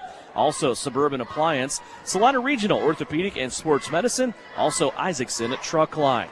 Shelter Insurance Agency of Kelly Kitchener. I want to thank all those sponsors helping us bring you Southeast of Saline Trojan basketball here tonight from Hesston. 55.8 seconds left to play here in the third. Southeast leads it by 2. Well, I saw Coach Reedy go to Veda Durfee immediately right there and say, you have to catch the ball with 2 hands. You can't just go with 1 hand. I mean, this is a game that's going to test your fundamentals. You've got to do everything fundamentally correct. If you do not, the defense is going to be right there.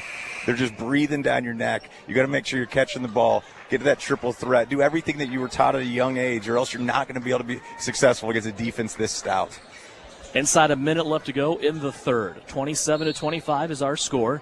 Abba Pearson set to inbound it here for Southeast. She'll go in the backcourt. Plenty of space there to Reese Heinrich. Heinrich now fires it off to the right. Samuelson with it. Watches Reagan Durant come through. Reagan, though, being jammed the whole way. Nothing there. Now to Durfee. Veda drives her away from the top. Now to the free throw line to Samuelson. Samuelson has the ball knocked away and a foul called here against Hesston. Looks like it's going to be on Ashley Lehman, her first. And free throws coming up for Kaya. And again, you're seeing active hands. Now those hands are starting to get on the arm a little bit more than the ball. It's a good call from the officials. First foul on Lehman. Samuelson's first free throws of the game, and it's been that kind of night for Kaya Samuelson, hasn't it? How many shots has she had? It appeared they're a third of the way down. They pop right back out. Gets another attempt here, though, at the line. That free throw up, and she knocks it down. 7 points for Kaya Samuelson. She has given Southeast of Saline a 3-point lead, 28-25. 36 seconds left to go. Here's a 1-3-1 half-court trap for Southeast of Saline. See if they can catch Hesston off guard. Up top with the basketball. Jaden Williams out of trouble. Now she goes over to Anderson. Anderson lost the basketball. Now she dives on the floor to save it. Now back to Williams. Underneath. Proctor wide open. Boy, J.C. Proctor is always the forgotten person, isn't she? And she always ends up scoring. She has 8 in the quarter, 17 for the game. And I know it's in the flow defensively, but you got to make somebody other than Proctor beat you. You got to help off on Proctor. Make Williams take that shot. You can't have Proctor beat you over and over. Clock down to 4. Ball tipped away. Hesston might come up with it. 2 players, one from each team, go to the ground. The officials let the time expire, and we are at the end of 3. Southeast of Saline built an 8-point lead. Hesston came storming back, but it's Southeast up by 1 at the end of the third quarter, 28-27. Southeast of Saline basketball presented tonight here on KINA and also with live stream video on Salina Post by Kansas Wesleyan University.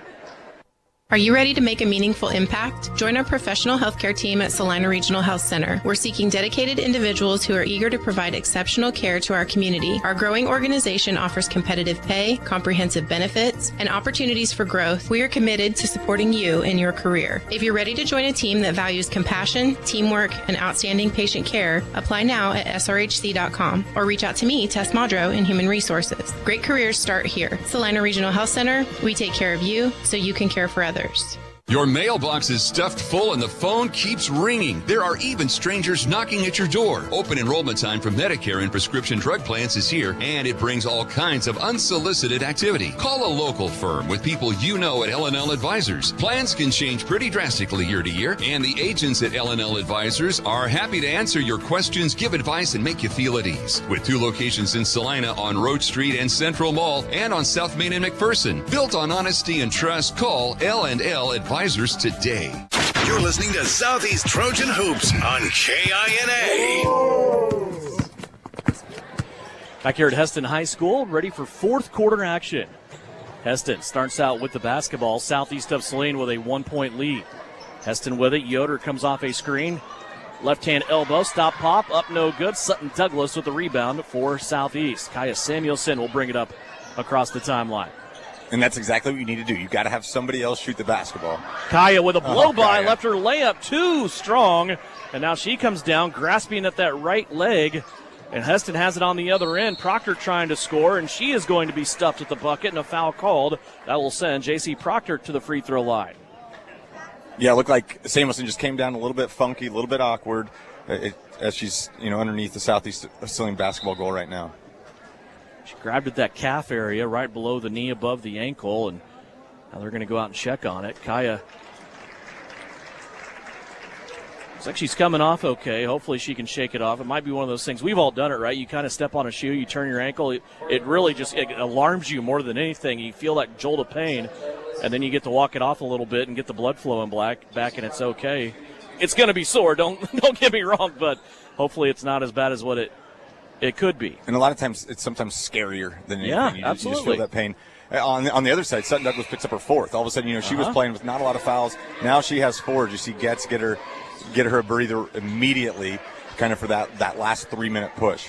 Proctor missed the first free throw opportunity. Second one coming up here is on its way, and that one also rimming off. Abba Pearson with the rebound. So Hesston fails to tie the game at the free throw line. Taryn gets back into the game. She's out there now with Heinrich, Duran, Pearson, and Durfee, who has the basketball. Veda now hands it off to Pearson. Pearson crossing over multiple times, pitches it back to Duran. Now to Getz. Taryn wants to drive, and she is hip-checked to the floor, and a foul will be called here on Callie Yoder. That is number 4 on Callie Yoder. And you have to defend Getz like that. Getz with a little ball fake right there, just got the Hesston defense out of whack, attacking. That's something that, again, she was only a freshman last year, but we saw her shoot. She just shot 3. She didn't attack the rim. We saw her attack the rim against Smoky Valley. You're seeing it again tonight. That added element of her game is going to give her a lot more scoring opportunities. Samuelson has come back into the game. Here's a lob pass into Durfee. She has it underneath, and she's going to knife through 2 defenders and score. A high-level move from Veda Durfee down low. It was the patience from Durfee, right? She catches the ball. It wasn't there initially, but she just continued to stay strong with the basketball and goes up. Great finish from Durfee. Tyler, she was in a trap. The problem is she kept moving. The defenders didn't. Here's a three-pointer by Hesston. No good. Gets with the rebound. Here comes Taryn. Left-hand side. Pitches up to Kaya Samuelson. Samuelson not ready to go back to that rim just yet. She's going to pitch it back out here to Durfee. Now right-hand side, Pearson. Back to Samuelson. Triple threat. Southeast of Saline working it around the perimeter. Here's a ball, though, that might have been deflected. Now it's taken away. Hesston back to the other side. Layup up and good by Ashley Lehman. Her first bucket of the game. And you saw Lehman's speed right there, just ran away from everybody. We saw it earlier. She hawked down Taryn Getz on a fast break opportunity. That speed is utilized right there, the 100-meter champ. 4 turnovers in the second half for Southeast of Saline, 15 for the game. Hesston has 16, 30-29. Southeast leading by 1. Getz trying to maybe go inside here to Durfee, who had a post up, but she was fouled. And Taryn Getz, protecting the ball, will draw another foul against Hesston. This is on Jaden Williams, her second. It's interesting. You know, it's a tight game. You know, you're up 1, and you're looking for the freshman Durfee. You know, we didn't see her start. We didn't see her get a lot of minutes on Tuesday night, but you're seeing this offense. We just see what she can do athletically and trying to get her on Proctor on a low block. Veda Durfee with 7 points. They try to get it inside. That pass maybe a little bit behind Veda, gets knocked away and taken away by Hesston. Now inside, a big collision. They're going to call a foul on Pearson, who was standing her ground for the second time in this game. She's going to get a block when it easily could have went the other way. Abba Pearson now has picked up her 4th foul. No, I think the difficult call right there is her hands were pretty active. I mean, we saw earlier on the hands weren't active. She was, she got called for a tough foul. That one, body was set, hands were going. Tough foul against Pearson. 30-29 to the free throw line is Callie Yoder. First free throw is up, and it's missed. Yoder has not scored in this game.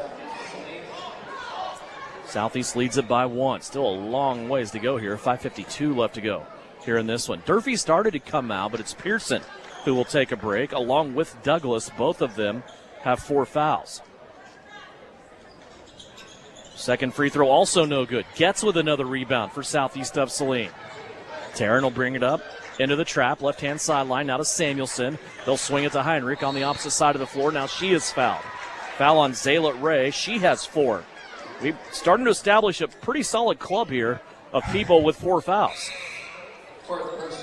And what we're also seeing, as we see, we have 3 sophomores, a freshman, and a junior on the court for Southeast. Hesston also, young out there as well. There's a lot of youth right now for Southeast. Here's Southeast with it.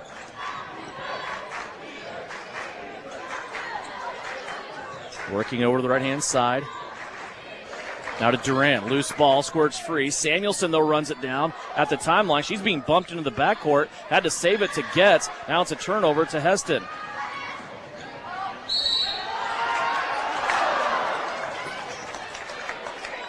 So Hesston ends up with a Southeast of Saline foul on the other end. And now to the free throw line goes Hesston. Jake Williams will shoot 2 shots. Free throw. This is going to rim in. This is Jaden Williams at the line. That ties the game at 30. Second free throw, also good. Those are the first free throw makes Hesston has had here in this 4th quarter. They have regained the lead now, 31-30. Samuelson with it. It's too lazy. Yep.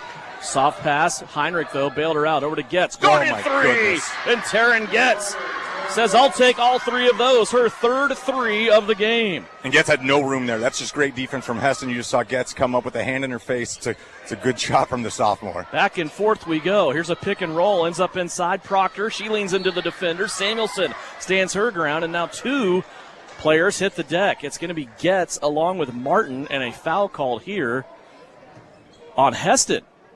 And again, it's like going the other way. It's the multiple layers of Getz's game. You know, we saw her do a lot offensively last year. Now we're seeing her the offensive game's developing, but she's attacking the board really well. I got her for 3 defensive rebounds in this fourth quarter. I mean, she's attacking the defensive boards, taking possessions away from Hesston. She has been more active on the boards than what I have seen her ever in her high school career, and she has really made a difference doing that. Has a possession back here for Southeast. Gets now underneath. Duran with it. Extra pass to Durfee. Veda inside, little spin move, little step through, and she scores. Veda Durfee putting on a skills clinic in the paint right now. 4 points in the fourth quarter for the freshman. Southeast back up by 4, 35-31. 4:22 left to go here in this one. Hesston with it. Little back and forth move. Taryn Getz got caught with a little hand check there, and that'll be the 4th team foul on Southeast of Saline. Taryn not in trouble, though, personally. She only has 2 fouls. It's interesting with the foul problems that you see Southeast in, just how you handle Proctor. Right now it's the freshman Durfee on Proctor, and you're going to see a lot of people, you're going to see a lot of purple bodies around Proctor anytime she's near the ball. Yoder off the inbounds, went to drive. Reagan Durant blocks it and then takes it away. Off to Samuelson. Now into the hands of Heinrich. We are halfway through the fourth quarter. Gets open for 3. That one comes a little sidewinder there. Durfee, though, gets the rebound. She's going to go back, and a big collision underneath the bucket.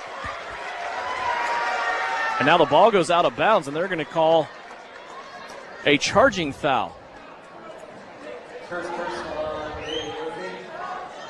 It's a tough one. Again, you control the controllables. We talk about that at Hesston. You have a great environment to play in. You gotta be good. You gotta outplay the calls. Hesston on their offensive end. Reagan Duran lunging at the basketball. 3:43 left to go here. 35-31. Southeast of Saline leads it by 4. Proctor with it. Now she's going to hand it off to Lehman. Now back inside to Proctor. Durfee went diving after the basketball, and they're going to call a foul here on Veda Durfee. Her second. Yeah, Durfee just got caught watching the ball. Proctor, she moved so well without the basketball, getting herself to that opposite low block. Proctor did a great job getting there. Durfee's too late. Durfee commits the second foul. Both teams now will be in the bonus, I think, for the rest of this game. Good luck with that. Team fouls have been an adventure on the scoreboard, reflecting what's going on the floor. First free throw up and no good. 3.5 minutes left to go. Durfee will check out. Your Southeast lineup is now Douglas, Heinrich, Samuelson, Duran, and Getz. J.C. Proctor with 17 points. Second free throw attempt here. Rattles off. Also no good. Reagan Duran grabs the rebound. J.C. Proctor has missed 4 free throw attempts here in the fourth quarter. She's 4 of 6 for the game. That didn't make sense. 2 of 6. To get my math together. 3:13 left to go here in this game. Southeast with it on offense. Heinrich inside to Douglas. Douglas in a brief double team, but she's going to be fouled. And J.C. Proctor will collect the foul here. That is just her second. Free throws coming up for Sutton Douglas.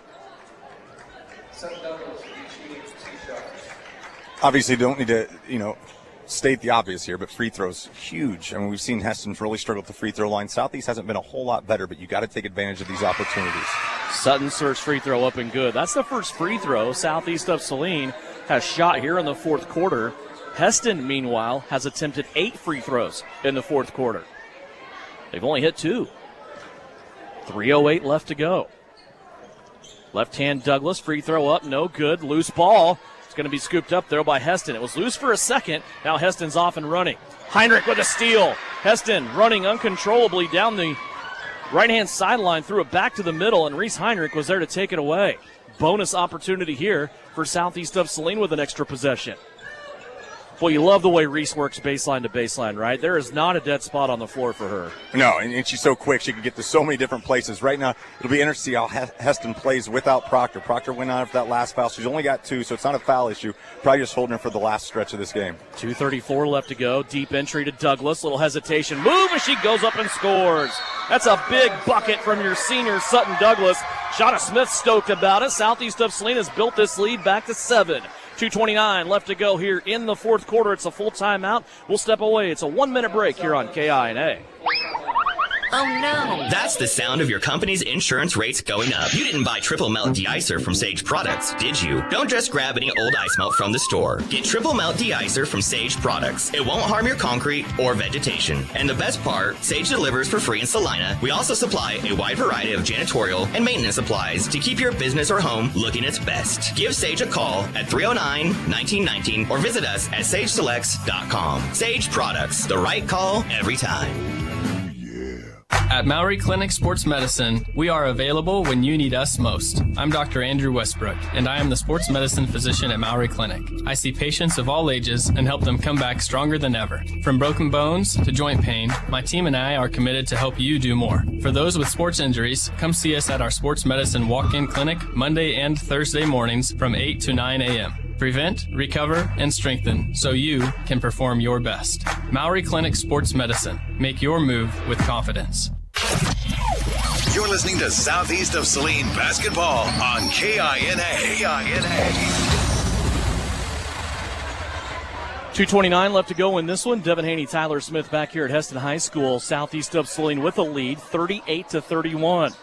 Hesston goes inside, now back out. Thought about a 3 maybe it looked like for Williams. Now she'll dribble off to the right-hand side. Back out to Yoder, back inside to Proctor. Shot up good. J.C. Proctor with 19 points. Back to a 5-point lead. 2 minutes left to go here in the fourth. Abba Pearson is back into the game. Backdoor cut. Samuelson off the glass and good.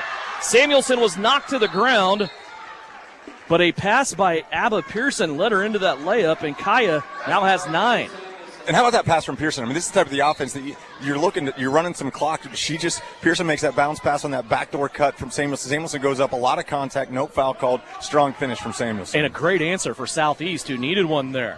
Hesston with it, little dribble drive handoff, and a touch foul will be called on Kaya Samuelson. Kaya hasn't fouled tonight. Maybe she hasn't. I missed it earlier. It might be her second. It is number 2 for Kaya Samuelson.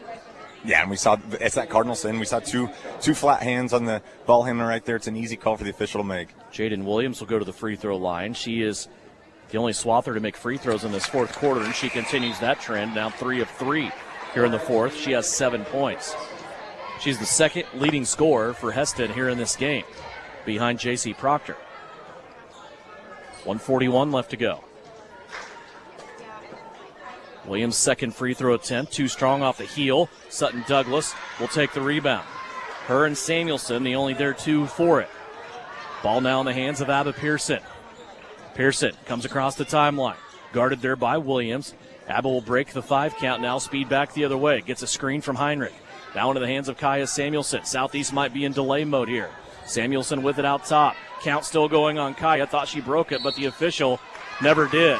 Boy, I thought she had enough space in there, but the official kept counting, and he gets Kaya Samuelson on a 5 count. It's the 6th turnover of the half for SES.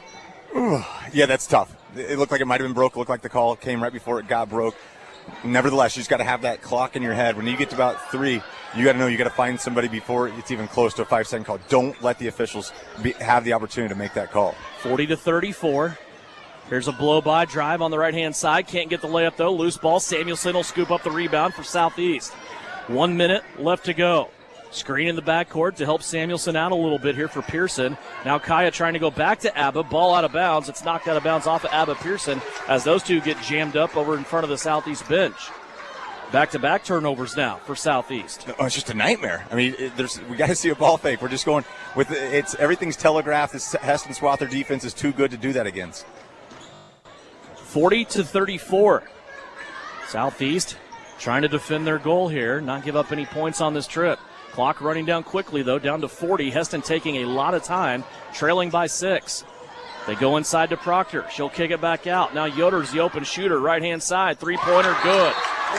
Callie Yoder just nailed a three off the right wing, and a timeout for Hesston. We'll take it as well, a 1-minute timeout. 40-37. Southeast leads by 3. Back with more after this. The recent storm could have done a real number on your roof, but how would you know? Is your home vulnerable to future damage? Call Bryson Flax at Ryan Roofing today. An in-person roof inspection is necessary to evaluate damage. Rely on Bryson to perform a free roof assessment. Inspect, assess, and resolve. Protect your home and make sure your insurance policy provides the coverage you deserve. Roofs, windows, siding, and gutters on your home or business. Call Bryson Flax at Ryan Roofing, always supporting the Southeast of Saline Trojans. Frisbee Construction is a service organization for the commercial grain industry dedicated to giving you the best in planning, the best in quality, and the best of workmanship, and overall the best value for your dollar since 1949. Frisbee Construction specializes in new construction as well as remodel and repair of grain handling facilities throughout the Midwest. Frisbee Construction Company in Gypsum has emergency crews available as needed. For more information, go to frisbeeinc.com. You're listening to Southeast of Saline Hoops on KINA. 3-point Southeast of Saline lead. Full court pressure dialed up here by Hesston. Both teams are in the bonus. Southeast of Saline has the possession arrow right now. Ball in to Samuelson. She's in the backcourt still with Pearson. Duran and Heinrich. Sutton Douglas is out there as well. Samuelson goes back to Pearson. Southeast taking a lot of time here, and Shauna Smith has to burn a timeout. Let's go with that possession and also with the two possessions before that where Southeast committed turnovers, Tyler. What Hesston has been able to do is keep the ball out of the hands of Reese Heinrich. Yes. And right now, 100%. Southeast is struggling without that. Yeah, Reese has been obviously the primary ball handler. That's who you want to have the hands on the basketball for your Southeast. You just saw they were double teaming, they were denying, they weren't going to let that happen, and you never saw Southeast just get forward momentum going towards their basket. Hesston did a great job, just continue to push them back. Smart timeout from Coach Shauna Smith. You got to get something with your head of steam going towards your bucket. This is the Hesston Lady Swather team. Had one loss a year ago, finished third at the 3A state tournament.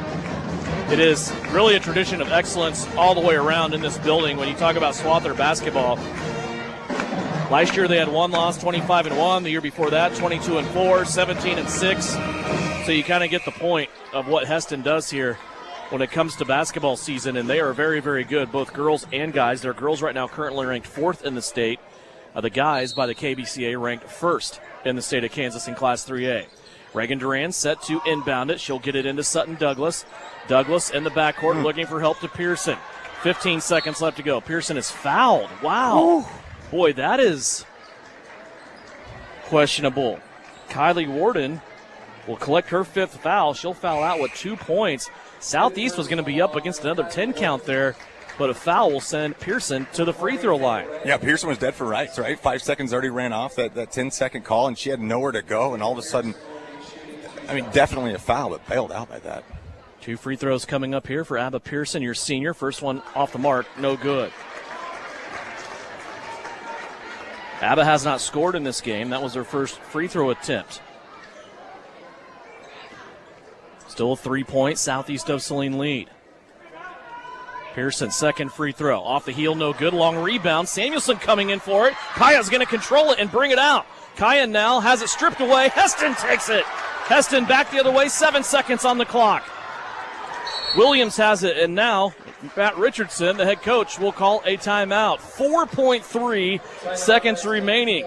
You want situational basketball to put in your film study for the rest of the year? Here you go. For Southeast, it's game number 2. For Hesston, it is game number 1. Samuelson, boy, Tyler, she got that rebound off the missed free throw, came out, though, and found herself at a bad spot. Hesston did a nice job jumping her on that corner, and Samuelson turned it over. Boy, and now here we are. Hesston has the basketball down by 3 with 4.3 remaining, and we open the Pandora's box of you foul or not? And I don't think you do, especially against a team that we haven't seen. They have 1 3.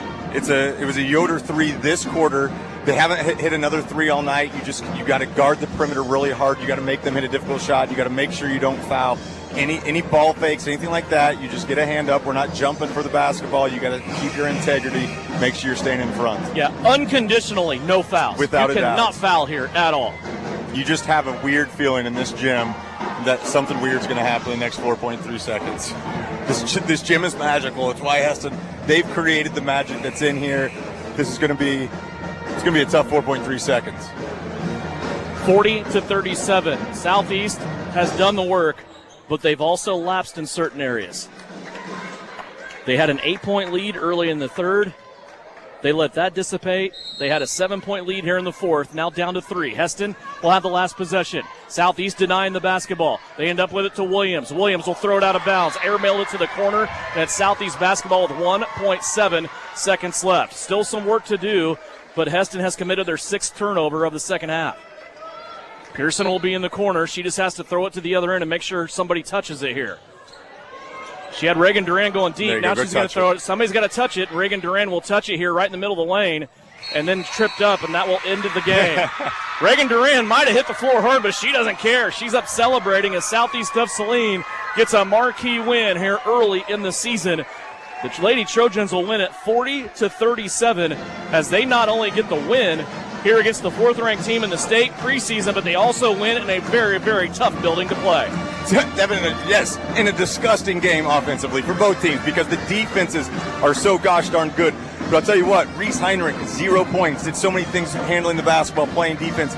Abigail Pearson, 0 points, did so many things just with the flow that she does everything, her defensive integrity, just the leadership on the court. Those are the things you need when you're not scoring. How do you continue to contribute? It doesn't matter what it looks like to get a win in Hesston, always big. What a game for the Southeast Lady Trojans. They have started the season now 2-0, and they will turn their attention now to 4A Abilene. That will come in for the home opener for Southeast of Saline coming up on Tuesday. 40-37 the final. When we come back, we'll go more over this contest. It's coming up when we come back in the postgame show. It's brought to you by Commercial Tire Centers after a Lady Trojan win here on the road, 40-37. The Southeast of Saline School District has a long-standing reputation for excellence. This excellence in public education has been a source of great pride and one of the factors contributing to the quality of life in our community. The Southeast of Saline Education Foundation works in partnership with the USD 306 School District and the community that it serves to maximize student potential, thereby creating a lasting legacy, not only for our children, but for our community. The Southeast of Saline Education Foundation salutes the Trojan Sports Program. It's the most wonderful time of the year to finish your holiday shopping and save big. Enjoy 20% off all in-stock jewelry all season long. Excludes loose diamonds, repairs, and special orders. And when you buy gifts at Vernon Jewelers for your loved ones, we'll take care of you with a free vacation. That's right. Make a qualifying purchase and take a vacation on us. See us in store or the Vernon Jewelers Facebook page for full details. Hurry in. Holiday savings ends December 24th. Vernon Jewelers in downtown Salina, where sparkle happens since 1884. Insurance is something we all need in our business, home, car, and life. But do you really understand what's covered? And most importantly, what you are paying for? Hi, this is Rob Carlson in the Salina office of Smart Insurance. Change is good, especially if you haven't looked at your insurance policy lately. I can help you understand what you need and where the gaps are in your coverage. We provide free quotes and take pride in looking out for you. Smart Insurance, with locations in Salina, Abilene, and Harrington. Give us a call today. Winter travel can be treacherous if your tires are worn out. Stay safe with an inspection at Commercial Tire Company. Cold weather also drops the inflation in your tires. Get them checked today to avoid losing grip or damaging your tires. Commercial Tire will help keep you safe. For repairs that aren't tire-related, our automotive and diesel mechanics will fix it right the first time. Commercial Tire Centers, West Crawford and North 9th, Salina. Commercial Tire Centers, where service is everything. Time now for the Trojan postgame show on KINA. Stick around for the game recap, final stats, and reaction from the coach. This is Trojan basketball on KINA. Back here at Hesston High School in postgame, brought to you by Commercial Tire Centers. 40-37, Southeast of Saline wins it. And when you look at scoring, as you said, Tyler, it wasn't a video that's going to show up on some instructional courses for offense. But Southeast of Saline did what they had to do tonight. They have 4 players with 9 points on their way to 40. That includes Kaya Samuelson with 9. Taryn Getz with 9 on 3 3-pointers. Sutton Douglas with 9. Veda Durfee, the freshman, another career high for her with 9. And 4 for Reagan Durant. Again, we go through a night where there's no points from Reese Heinrich. There's no points from Abba Pearson. And you just look at this lineup and you're just like, any given night, who is going to get this done tonight? 9 points out of 4 different players. Southeast goes 7 of 14 from the free throw line. Each team unofficially with 19 turnovers. And you look at the other side for Hesston, 19 tonight for J.C. Proctor. She was held to only 2 points, though. 0 of 4 from the free throw line in the fourth quarter. 8 points for Jaden Williams. And then 3 points for Callie Yoder, 2 for Ashley Lehman, and also Kylie Warden. Hesston right there along with Southeast of Saline. Southeast went 7 of 14 from the free throw line. Hesston went 7 of 16. What a game this was. And, of course, Francis Flack said it to me earlier when we were talking about the fellas. He said, I've coached basketball a long time, and I've never won a championship in December. Southeast isn't going to win a championship because of this game, but they have earned some things because of this game. And also, it's a pretty good feather in the cap as you go through this holiday portion. Yeah, it definitely is. And we always talk about, when you play Hesston, regardless if you win or lose, the goal is to see them again because they make, we talked about their history. They make big state tournament runs. This will be a team that hopefully you see in a sub-state, being in the same, or I don't know, with the way it's all shuffled up, it could also be a state tournament. But you want to see this team again in March. You won't see them again on the schedule. But this Hesston team, it's always just it's kind of see where you are with your level. How's your intensity? How's your defensive structure? Because they'll beat you if you're not sound defensively. Offensively, obviously, you got to take care of the basketball better. But that's what defense does. Again, no style points tonight. There's never a style point in this game, especially in Hesston on the road. A great win for Shauna Smith and her Lady Trojans. That it is tonight. Our Vernon Jewelers do the game. Tyler, I am falling in love with the offense game of Veda Durfee. She contributed tonight, especially because she was called upon in a sub-emergency situation. Abba Pearson also, Charlotte Knopf had some foul trouble in there. Sutton Douglas. You look at the 3 inside players for Southeast. They were accumulating fouls in a pretty big hurry. Veda Durfee came in. She was not only there on defense to do a couple of things, but also she scores 9 points in just her second varsity game. And you just can't put into words what this experience does for just confidence of a young freshman. Just to continue to see them grow. We saw so much growth from Tuesday night to tonight. You're going to see those minutes continue to improve. That's something you got to have. Another thing, we talked about Reese and Abba not scoring. I will bet the farm that there will not be another game this season that you will have 0 points combined from Reese and Abba. So it's just a great night. You see a lot of people contribute, but again, it's the freshman Veda Durfee that was huge for Southeast. 40-37, Southeast of Saline goes into Hesston. They upset the number 4 ranked team in the state of Kansas. We will turn the corner now. Focus our attention on the guys' side of things. It's coming up in 10 minutes right here on KINA.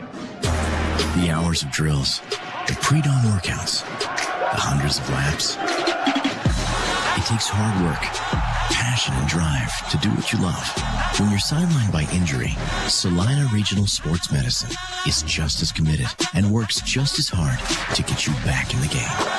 Salina Regional Sports Medicine, 785-452-7366. SalinaRegionalSportsMedicine.com. Now is the time to join Kansas Wesleyan University's thriving music department. Our institution boasts a rich array of ensembles guided by a team of dedicated faculty members. With recently upgraded facilities, you'll have access to state-of-the-art spaces designed to foster your musical growth. Join the KW family to discover your potential as a musician and prepare for your future. Learn more today at kwu.edu. Again, that's kwu.edu. Southeast wins! Southeast of Saline wins! Trojan fans, it's not too late to get your 2024 state championship merch or to get custom gear to celebrate the 20th anniversary of the 2005 state championship team at CopyCo. In addition to great SES gear that you can wear all year round, CopyCo also offers custom printing so you can support any student athlete in any activity from football and basketball to choir and band. See them at 2346 Planet Avenue in Salina.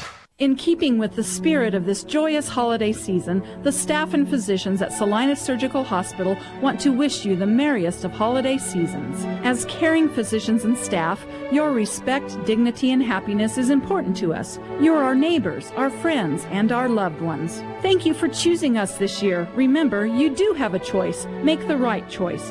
Choose Salina Surgical Hospital. Salina Surgical Hospital is partially owned by a group of local community-involved physicians. Santa, we've got a problem. Everyone's Christmas list says the same thing. Remote start. Ho, ho, ho. Sounds like we'd better call New Image Audio. Exactly. They've got over 30 years of experience. And they can be moved when you get a new vehicle. It's perfect for your sleigh, too. Ho, ho, ho.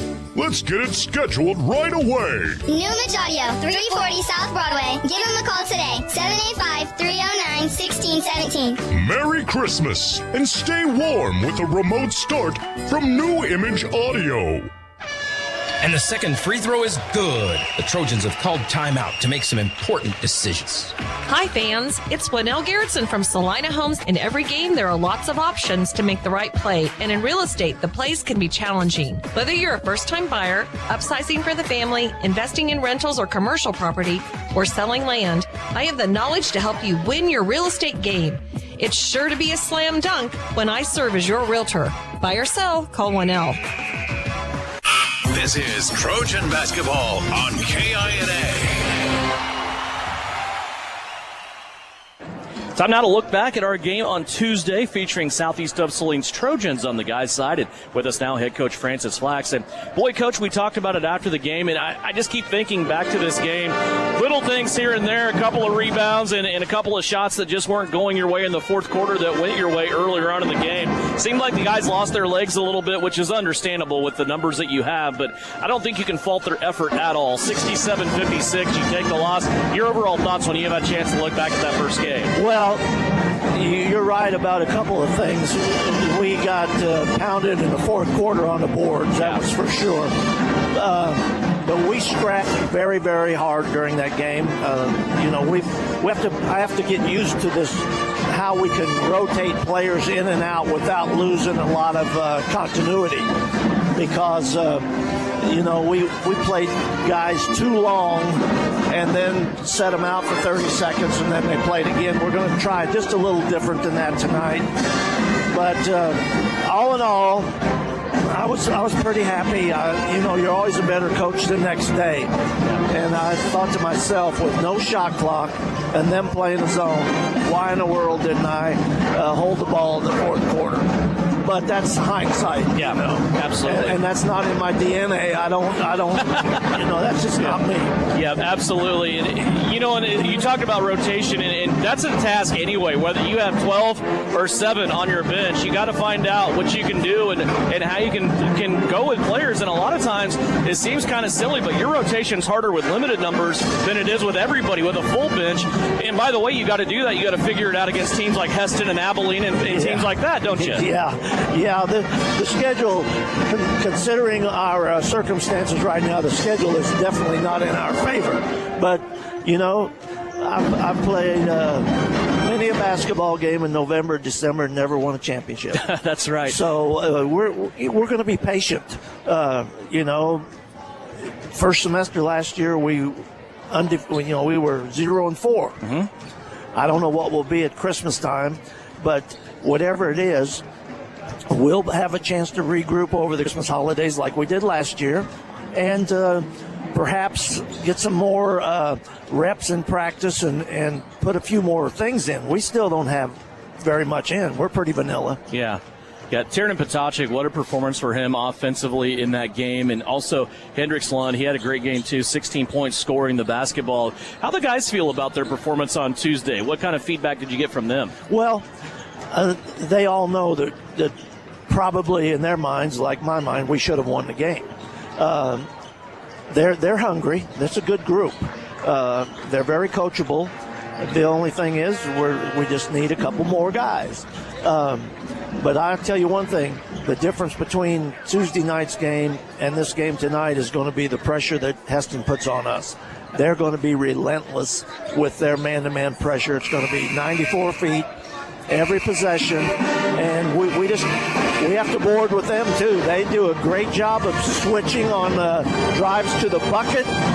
We've got our hands full, but we're going to go after them. Yeah, we talked about it with the girls. Whenever you step in this gym, whenever you see that jersey, you know that they have one goal in mind, and that's the state tournament here at Hesston, and it's been that way with the guys forever as well. And Greg Raleigh, of course, kind of started that, and now it continues with Garrett Roth. What kind of challenges, other than just dealing with the pressure, will Hesston bring to you? I just look at Hesston year in, year out. It just seems like they're relentless on the boards, too. Yeah, they rebound the heck out of the basketball. They'll push you under the basket, and we're not very physical anyway, but they'll push us under the basket, and you know, if they do that, they can go up and over us and not get called for fouls. Yeah. So they're a rebounding team. They're a well-oiled machine, but they play all summer long. Yeah. When the High School Activities Association time is up, all these kids go to other teams and play, so they're playing all summer long. What do you want to see most from your guys tonight? Well, I just want to see if we're going to bow to their pressure. I think when they push us, I want us to push back. Yeah. When they get on the floor, I want to be on the floor. I just want to see that regardless who we're playing, we're going to take the game to the best of our ability, aggressive-wise, both ends of the court. I like it. We'll talk to you after the game. Good luck. Mary Maids in Salina offers house cleaning services you can see and feel. Your home is more than just a house. It's where memories are made and moments are cherished. Though life can be complicated, house cleaning shouldn't be. Mary Maids strives to take the stress out of your day so you can live your life your way. With more than 40 years experience and an advanced time-tested cleaning process, they can help you reclaim time with your loved ones. Find Mary Maids on Facebook or check out their website at marymaids.com.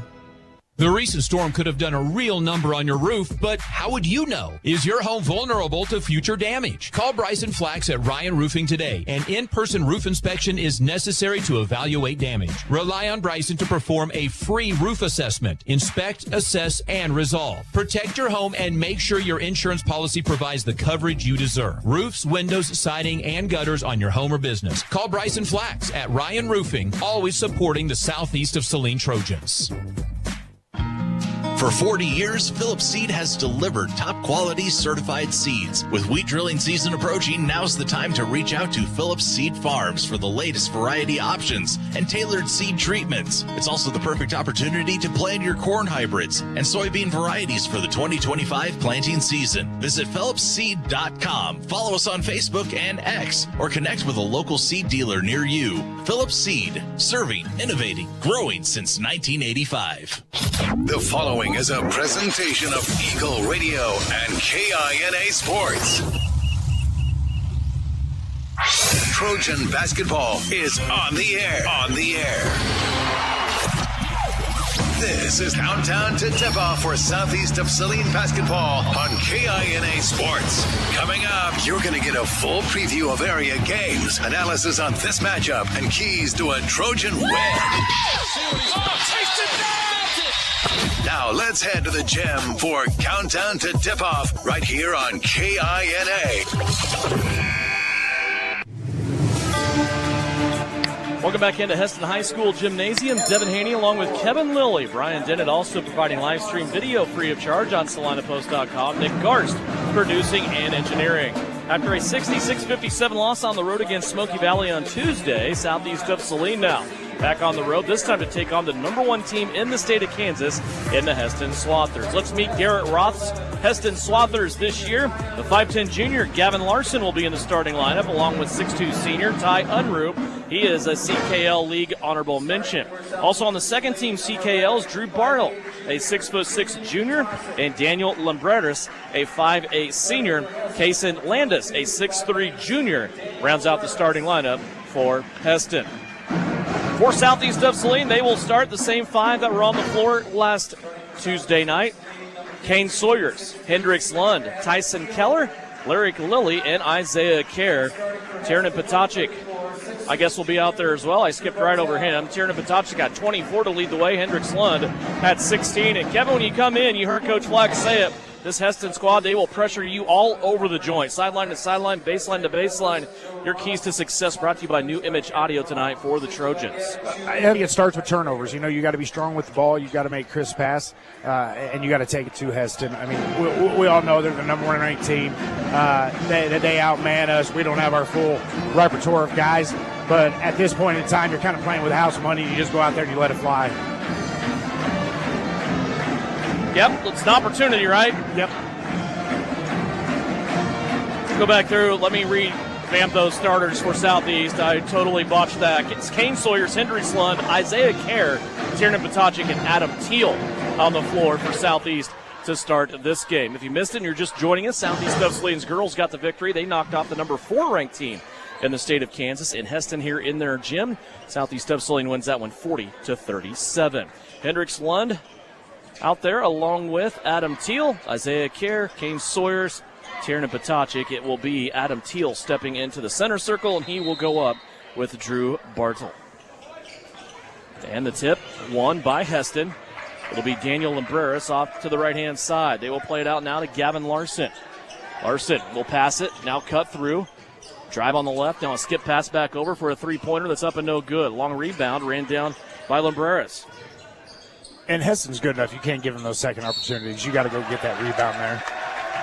There's a drive to the basket down the left-hand side of the lane. A foul on Kane Sawyers. And free throws coming up here for the Swathers. First foul of the game. And to the free throw line, Ty Unruh. And that's just a mix of not going to get that rebound. That's that second opportunity that Hesston gets. And one thing that we can't afford is we can't afford to have our bigs in foul trouble today. We did, we survived it against Smoky Valley, but this is a totally different competition. So these guys have got to play smart inside. First free throw is up and good by Ty Unruh. Second free throw is on its way, and he also cans that one. 2-0 Hesston to start out. Full court pressure here now against Southeast of Saline. Kerr in the backcourt. He'll bring it across in a double team. Slams on the brakes. Now he comes across the floor to Hendricks Lund. Lund, mid-lane jump shot up off the front of the rim. That's no good. Hesston takes the basketball, and they'll bring it back the other way. I want to see Hendricks continue to go. He didn't need to stop there. He didn't force any action. He just found an open spot. I think he's got to force some of that action inside. High post to Bartle. He's going to come off to the right-hand side to Unruh. Unruh back in the lane. His shot is up, gets his own rebound in the middle of 4 Trojans, but then that ball knocked loose, and Isaiah Kerr will get custody for Southeast. Here comes Kerr up the floor. Over to the right-hand side now. Into the hands of Hendricks Lund. To Teal. Teal's pass swatted out of there. 2 guys on the floor.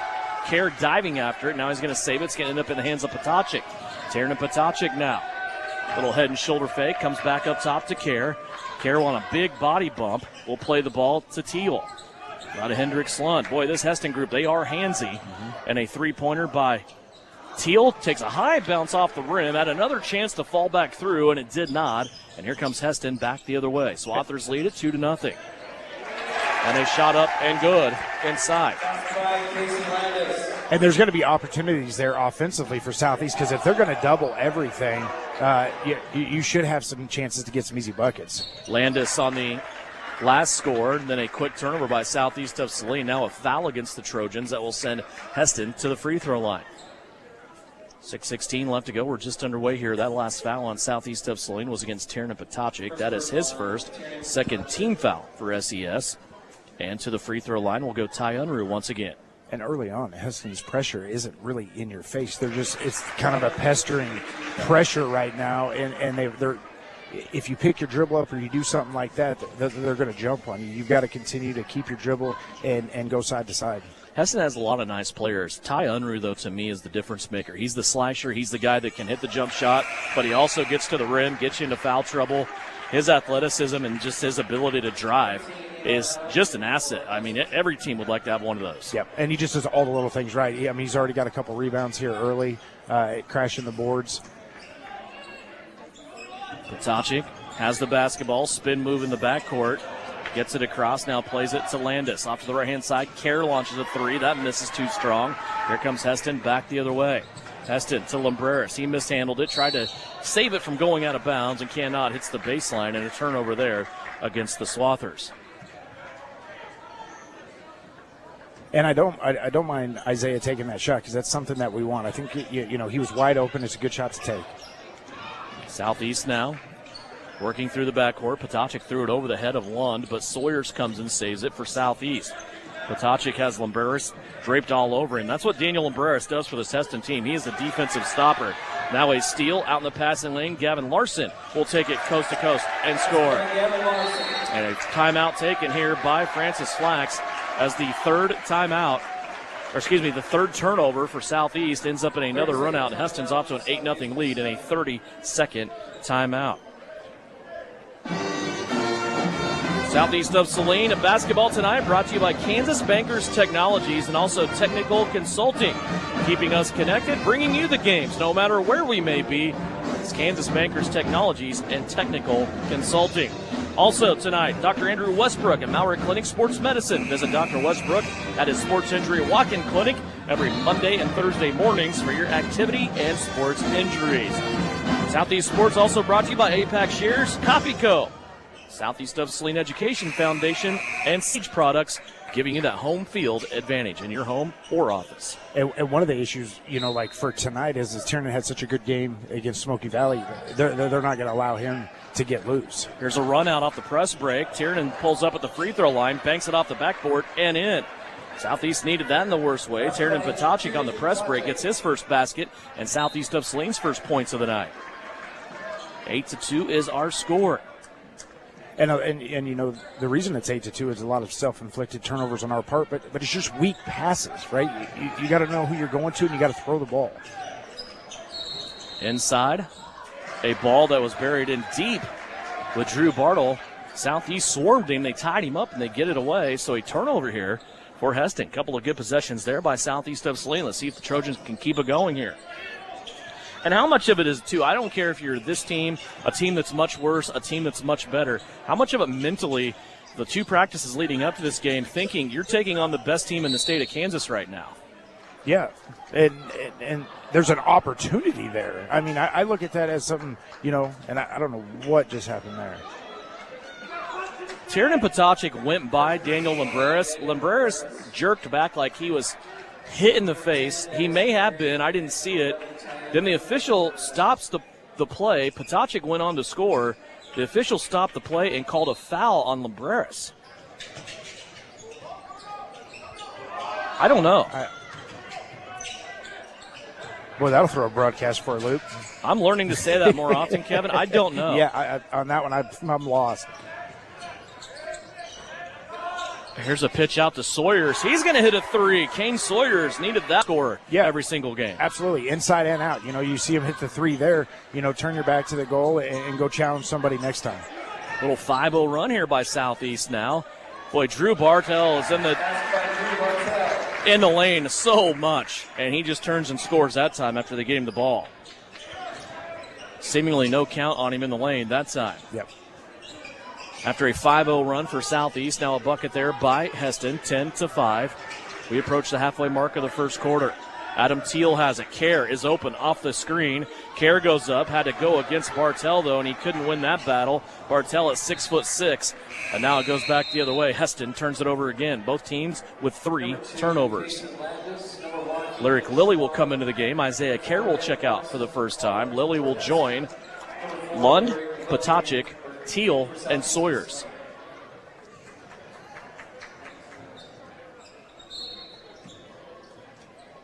Ten to 5 our score, 4:15 left to go, first period. Sawyers with it. He's going to turn, and he is hand-checked fouled. Kason Landis will get that foul for Hesston. And with that type of pressure that Hesston puts on you, everybody's got to go to the ball. They're taking away our 2 guards, so Kane sees it and he recognizes it and he goes and gets the ball. So Tiernan Potocik set to inbound it again. He does so here quickly to Hendricks Lund, then a handoff right back. Potocik spin move, and they're going to say he traveled with it. Francis Flax looking at the official. That's the 3rd time Tiernan's done that in this game. The first time they've called him on a carry. Yep, and that's exactly what I was going to say. He's done that multiple times here, and it's the same exact play. But on a side note, it is Tiernan's birthday. Oh, it is, isn't it? Happy birthday, TP. Yeah. 10 to 5. Young man's had a couple big weeks, hadn't he? Yes, he has. 10-5 our score here. Hesston leading Southeast of Saline. Little trap momentarily there on Hesston. They skip it across to Daniel Umbreras, who is now sporting some kind of absorbent product in his left nostril. And it goes back over to the left for a shot that is up and good. Gavin Larson buries the two. And I don't think that Hesston offensively is a team that you can gamble steals and blocks and stuff like that. You got to stay on your feet, and you got to play them true because if you guess, they'll make you pay. Ptacek will try to deal it off to the right-hand side. That ball is going to be poked out of bounds, and it will stay here with Southeast of Saline on their offensive end. Hesston leading by 7. They started out on an 8-0 run to begin the game. Ptacek now, a little run and jump, got caught there, but gets it back to Teal. Now back to Tiernan for 3. Off the mark, no good. Chase for the rebound. It goes out of bounds. Took a weird bounce off that rim and ended up in front of the Hesston cheerleaders out of bounds on the far side. And I think that's just sped up because of Heston's pressure a little bit. I think Tiernan would like to set his feet and get a better release on that. 3:22 left to go here, first quarter. Hesston with the basketball. Ethan Schrag has checked into the game, and he will have a ball slapped out of bounds against the brick wall underneath the goal here at Hesston High, and it will stay with Hesston underneath their own basket. It's a 7-point Swathert lead. Here's an inbounds pass, swatted away by Kerr, but ends up with Bartell out here in the corner. They're going to skip it around. Larson will try a 3. That's up off the heel, no good. Again, Bartell just over the top of Sawyers that time, grabbing the ball. He's going to go back at Sawyers. Little up and under step through, and a foul on Kane will be his second. And see, that's what I'm talking about, that physical play inside right there, right? You've got to go straight up. You are way too important. You're not going to block his shot. You have to understand, like, we don't need you to have any blocks. Play him straight up, get your arms in the air, make him extend over the top of you. Second on Kane Sawyers. Bartell misses the free throw. That's his first attempt of the evening. He has 2 points. 7-point lead, 12-5, 3:01 left to go here in the first quarter. Want to remind you, high school basketball scoreboard show on KI8 tonight and every Friday night during hoop season. From 10 until 11 o'clock, Eric Peterson will take you around the state of Kansas. Scores and game wraps from across the state as most everybody opening their season at some point this week. Bartell's second free throw, also no good. Scrum for the basketball. Lyric Lilly comes up with it. Now off to Kerr. There comes Southeast. Hesston, though, gets back nice on defense. Numbers even. Hendricks Lund looked like he about fell down. Now Lilly will try the 3. That's no good from the right-hand side. Here comes Hesston on a pitch out to Bartell, but Ptacek's going to disrupt it. Save it back into the quarter play now. Hesston has a 5-4 advantage, but here comes Ptacek sprinting back. 2:35 left to play, first quarter. High post. Bartell trying to curl around, takes a shot. He's fouled again. And more free throws coming up. This foul against Adam Teal. And see, even there, Adam Till tried to kind of go through him to get that ball. You have to stay behind him because just as soon as you try to go through him, he catches it, and now everybody's vulnerable, and now you're playing catch-up. Fortunate thing for Southeast, Hesston struggling at the free throw line here with Drew Bartell. He's missed 3 in a row. Yeah, if you have any player come across the free throw line and they're fading out away from the basket at 15 feet, just put a hand up. That's all you got to do. Second free throw missed as well. Ball goes out of bounds off of Southeast of Saline into the Trojan bench, and it's going to stay here with Hesston. And those are the opportunities that are going to frustrate Coach because go get the rebound, right? Yep. Box out, put a body on somebody, and go get the rebound. Lob pass over the top to Bartell now, and he's going to go up and score. The objective for Hesston here in this first quarter offensively is to feed the ball inside to the advantage they have, and that's 6'6", Drew Bartell. There's Ptacek now, guarded jumper, drew the foul, and now he will go to the free throw line. Got a defender out of whack, and I don't know that Eli Haug thought he was going to shoot that ball, but we know Tiernan can get the ball up from about any position on the floor, and he drew foul there.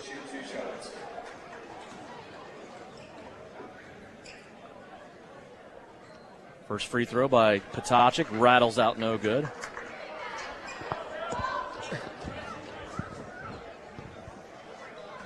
Hesston still with a 9-point lead.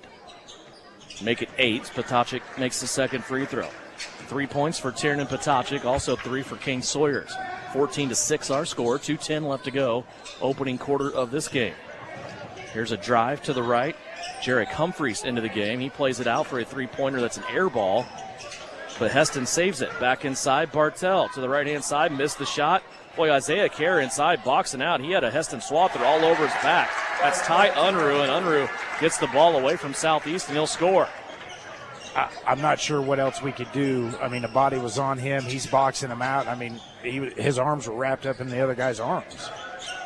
Little pick and roll action here. Teal ends up with it inside. Lefty jumper up and good. Adam Teal, his first basket of the night. Cuts into a Swather 10-point lead. Well, we saw that from this officiating crew in the first game, the girls' game I'm referencing. Not a lot of fouls called, a lot of contact being allowed both ways consistently in the first half. Boy, third and fourth quarters rolled around, and it was flip the coin. We're calling fouls everywhere. Yeah, and if you're going to start it one way, just let it go the whole game. Everybody's adjusted. Bartell's shot up and good off the backboard. He has 6 points. Dealing inside now for Hesston. 1 minute left to go here in the opening quarter. 10-point Swather lead. Southeast of Saline has it.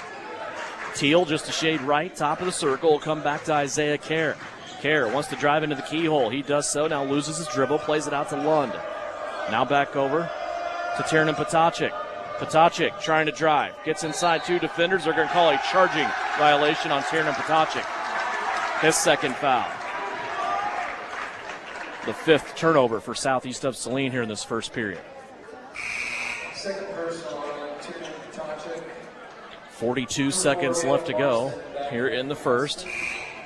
5 fouls here. Of course, that a non-shooting foul for Hesston. They just get the basketball.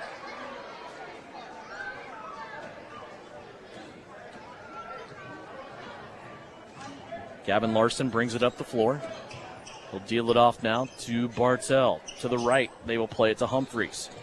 Now back between the circles, Ty Unruh. He'll hold it. Hesston looking like they're going to play for the last shot of the quarter here. Clock down to 25 seconds. Unruh dribbling it out in front of the scorers table. Might be the smallest scorers table I've seen in high school basketball lately. Yeah. Did you notice that? Yeah, I did when I came in. I actually looked over there to see if you guys were sitting over around there. I couldn't remember where you guys sat at. How could we? Yeah. 7 seconds left to go. Here's a pass inside, and Hesston gets Kaysen Landis the shot inside right before the buzzer, and that'll be the end of the first quarter. 20-8 our score. Hesston leading Southeast of Saline at the end of one. Southeast of Saline Trojan basketball brought to you by Kansas Wesleyan University and their brand new marching band program that's coming your way in the fall of 2026. To learn more, go to kwu.edu/marching band. Back with more Southeast Trojan basketball. Hesston leads it by 12. Second quarter coming up after this on KINA. It's natural to think that insurance is complicated, but at Farmers Agency, we know a thing or two about helping to make it easier by explaining your available coverage options. And with over 25 years of experience in insurance, we can help you through the process step by step. Call Kniper Agency at 825-8419 to learn more today. Underwritten by Farmers Truck Fire Insurance Exchanges and Affiliates. Products not available in every state. We are farmers. Bum, ba, bum, bum, bum, bum. Whether on the field, court, or in the operating room, experience matters. A coach loves an experienced team just like a patient values an experienced doctor. Salina Ortho has ABOS board-certified physicians with over 40 years of orthopedic service. If you need help staying active or just want to discuss options regarding the newest techniques and services and specialties that Salina Ortho provides, see one of our trusted physicians or visit salinaortho.com. Salina Ortho, your voice, your choice, past, present, and future. You're listening to Southeast Trojan Hoops on KINA. Devin Haney, Kevin Lilly back here at Hesston High School. Southeast basketball brought to you tonight by Kansas Wesleyan University. 12-point lead for Hesston in the first quarter. Had the ball in the hands of Drew Bartell a lot. They start out the second quarter like that as well. He comes around the lane from right to left, misses a shot, gets his own rebound, goes back up and scores. Drew Bartell. Drew Bartell has 8. I mean, we've double, triple teamed, and we just can't seem to grab that rebound on his first miss. Here's a turnover by Southeast. Bartell looked like he traveled with it on the right-hand side, but he turns around and shoots and scores. Like he picked the dribble up, Kevin, and then came back around and dribbled it again. Yeah, but it was all started by just not a very good pass and a soft pass. You've got to make crisp pass. 24-8, 16-point advantage for the Swathers. Here's Potocik off the window and scores. It's the second time he's done that in this game. Potocik now with 5. A holding foul underneath on southeast of Saline. I mean, you would have to, somebody would have to explain to me how their big can beat and bang on us. But, I mean, like that's just so ticky-tack there. 24-10. Off the inbounds. Here's Larson for 3. Splashes it home. 7 points for Gavin Larson. Starting to have some finals on the girls' side roll in. Salina South beats McPherson tonight on the girls' side. 42-23. How about that score? Here's a 3-pointer put up. That is no good for Southeast from Hendricks Lund. Potocik got the rebound. His free throw line jumper guarded. Hits the front of the rim and comes off no good. Now here comes Hesston back the other way, and they lose the basketball for their 4th turnover. Also, the Abilene Cowgirls beat Circle tonight, 46-44. The Cowgirls are 2-0 for the first time since 2019. That is the next opponent for Southeast of Saline on Tuesday, as Southeast will have their home opener. So on the girls' side, we'll have Abilene and Southeast both 2-0. And you and I both said when we called that Abilene Southeast girls game that they're coming. That you could tell they were coming. You could see the youth in that team, and you could see them figuring it out this time last year. Here's a bounce pass after a turnover. Kane Sawyers went to Adam Teal on the other side, and they came up empty on that fast break. Good break, though, by Southeast of Saline. Also, for some reason, they got up to a late start. Clifton Clyde, Sacred Heart up there playing. Sacred Heart leading Clifton Clyde 33-19 at halftime. Republic County playing Washington County tonight, 41-23, the score there.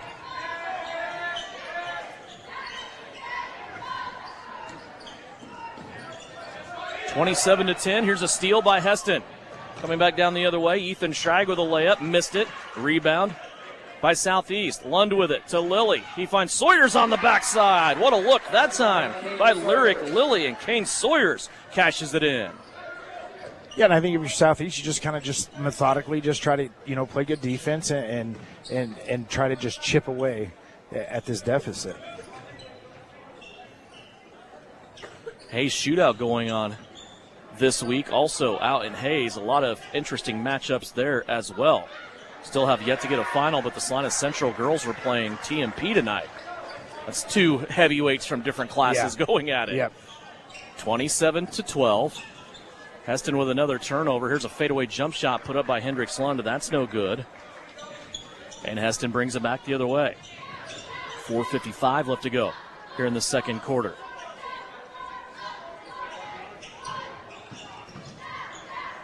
Here's a strip again. Lilly from behind, poked it away. Sawyers has it. Southeast has forced Hesston into 8 turnovers here in this first half. Yeah, they've done a pretty good job defensively. It's just those second chances that they've given Hesston, and then the turnovers on their part, letting them run it out. Lund pitches it out. Teal maybe thought about the 3. Now he's going to go inside of the block, and he's stuck there. Back out to Hendricks Lund. And see, Hendricks got to be tough the ball there, right? Yep. The guy's got his hands up. You got to utilize the bounce pass, and you got to get it to the next guy. These Southeast guys, they just look spent, though, don't they? I mean, already. They look exhausted. Yep. And really, for the most part, they're playing with 1 sub. Yes. I mean, right now, Taryn Potocik is on a knee at the scores table. The 5 on the floor right now, and Taryn and Potocik are the only 5 that have played. Yep. You have Jacobson. You have Swank over on the bench in street clothes. Mm-hmm. Grady Gebhardt not here this year. And as much as they are spinning their legs, they're still competing, and that's what, as Coach Flack said. Listen, we want to go compete. We want to do some good things. We want to get to Christmas, right? We want to get to after Christmas break and maybe get some of these pieces back, and maybe we've learned something about our team. And sometimes you get one of those, a Christmas gift. Larry Lilly with a 3-pointer off the backboard. And Garrett Roth wants to call a timeout. He has seen his team go 9 turnovers and a 30-second timeout here for Hesston as Southeast of Saline hits the 3, and they are back within 12, 27-15. So a lot of early season tournaments going on. We talked about the Hayes Shootout this week. Next week, the Irish Classic will be taking place in Chapman. That is, of course, the Chapman Irish, Sacred Hearts Knights and Lady Knights. Also, Rossville and Bishop Ward from Kansas City area will come in. We'll have all the coverage of the Sacred Heart and Chapman games with live stream video on SalinaPost.com next week. And then Southeast of Saline has their kind of normal standard schedule on Tuesday and Friday. Tuesday, Southeast of Saline will have their home opener against the Abilene Cowgirls and Cowboys. And then on Friday, we will start NCAA play already with a road trip to Beloit. Wow. 6 games before the holiday break. The following week, Garden Plain. And then on Thursday, the 18th, it's Hillsboro. That's all off memory, by the way. Inside, they get it to Drew Bartell. Am I right in all that? Yeah. Okay. No. I looked at the schedule this morning. Well, I had to think because that game against Hillsboro was scheduled for Friday the 19th. Then they moved it to the 18th, which makes sense because Southeast gets out of school early on the 19th. You don't want to hold the kids for their holiday break and say, oh, by the way, we have a game in 4 hours. Yeah. Come on back. Yeah. But all these games are on the road, though. That's the other thing, except for the 2, Abilene and Hillsboro. Yeah. All the other 4 games are on the road. So get through that when you turn the calendar into 2026. You're going to be gifted with home games on the backside of things. Yeah. Which will be nice. Here's Southeast. Breaking pressure. Bringing it back to the other end. Potocnik has it. 3:05 left to go here before halftime. We'll try to get some time with Shauna Smith coming up at the break. We'll talk about her squad's win here tonight against the 4th-ranked team in the state of Kansas in Class 3A. Shot up by Potocnik is no good. Hesston back the other way. On the left-hand side, Unruh has it. Now a 3-pointer put up and good by Drew Bartell. Drew has 7 here in this quarter, 13 for the game. He's a nice player that can do a little bit of everything. Here's a steal. Larson has it down the left-hand side. Layup missed it. Bartell, though, will stick it back in. Larson was bothered at that time coming down the floor by Southeast of Saline defensively. And now Hesston up by their biggest margin of the game, 17. Here's Potocnik inside. Off the backboard, and they're going to call another charge. These calls don't make sense to me. And again, you and I talk about this extensively. You almost had an expose on it last year. Yeah. Why doesn't high school have the half circle underneath the rim like college and pro do? Clearly the defender that time I thought was way underneath the cup. They didn't give Potocnik a chance to land. And Francis Flax is having a spirited discussion with said official. Yeah. And it really doesn't make any sense at all. We're going to spend thousands and thousands of dollars to implement a shot clock, but we can't put a piece of tape under the goal. Yep. I mean, it makes no sense to me. And actually, I think it makes the officiating so much better and easier. Yeah, you get some help on those so-called 50-50 calls then.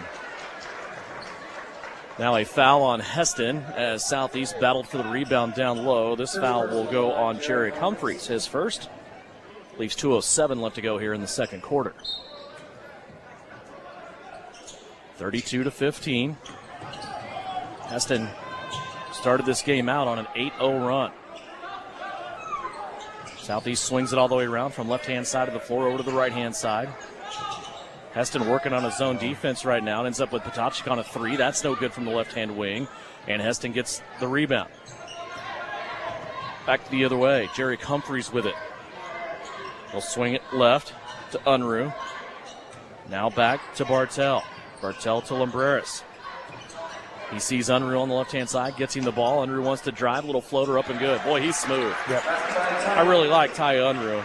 8 points for him now, first basket of the second quarter. Extends that Swather lead up to 19. He reminds me of a coach's kid. Yeah, absolutely. You know what I mean? He just does everything right and plays the game the right way. Yeah, good defense reader, always kind of makes the right play, whether it's a shot or a pass. Absolutely. Here's Potocnik, 3-pointer up. Speaking of coach's kid, he nails it. A birthday 3 for Tiernan Potocnik. There it is. 8 points for Tiernan. Under a minute left to go here in the first half. 34-18. Bartell down inside. Little left-handed hook as he turned back to the center. Good defense that time by Southeast up high. And here come the Trojans back running the other way with it. Lyric Lilly gets inside off the window, can't get that to go. Bartell cleans it up for Hesston. 37 seconds left to go here in the second quarter. Unruh all the way to the cup, and an offensive foul will be called here on Unruh. Kerr took the ball away from him. Unruh's momentum kept going into Kerr, and they call a player control foul there on Ty Unruh. Number 2, Casey Landis back in for Hesston. I feel like with, Tiernan's 8 points, doesn't it feel like he's just had to work his tail off just to get those? Oh, yeah. I mean, and I think that it's everybody. You got to just work so hard against this team. Comes a 3-on-2 break. Lyric Lilly all the way to the cup. He's going to draw a foul and now get free throws. Lyric went crashing down at the base pad there next to that brick wall. It looked like maybe he just wanted to lay there for a while. These guys are gassed, man. Yeah. You can visibly see it. Well, and when you look down at Hesston's squad, they got 14 guys on the bench. Yeah. I mean, they're just rotating in and out. They came in today ready for the A, C, and D game. Yes. Yeah, and you look at the rosters for both girls and guys for Hesston. Man, good job on them, and that's what happens when you have great programs like that is people want to play. Those rosters are lengthy. Yeah. Yeah.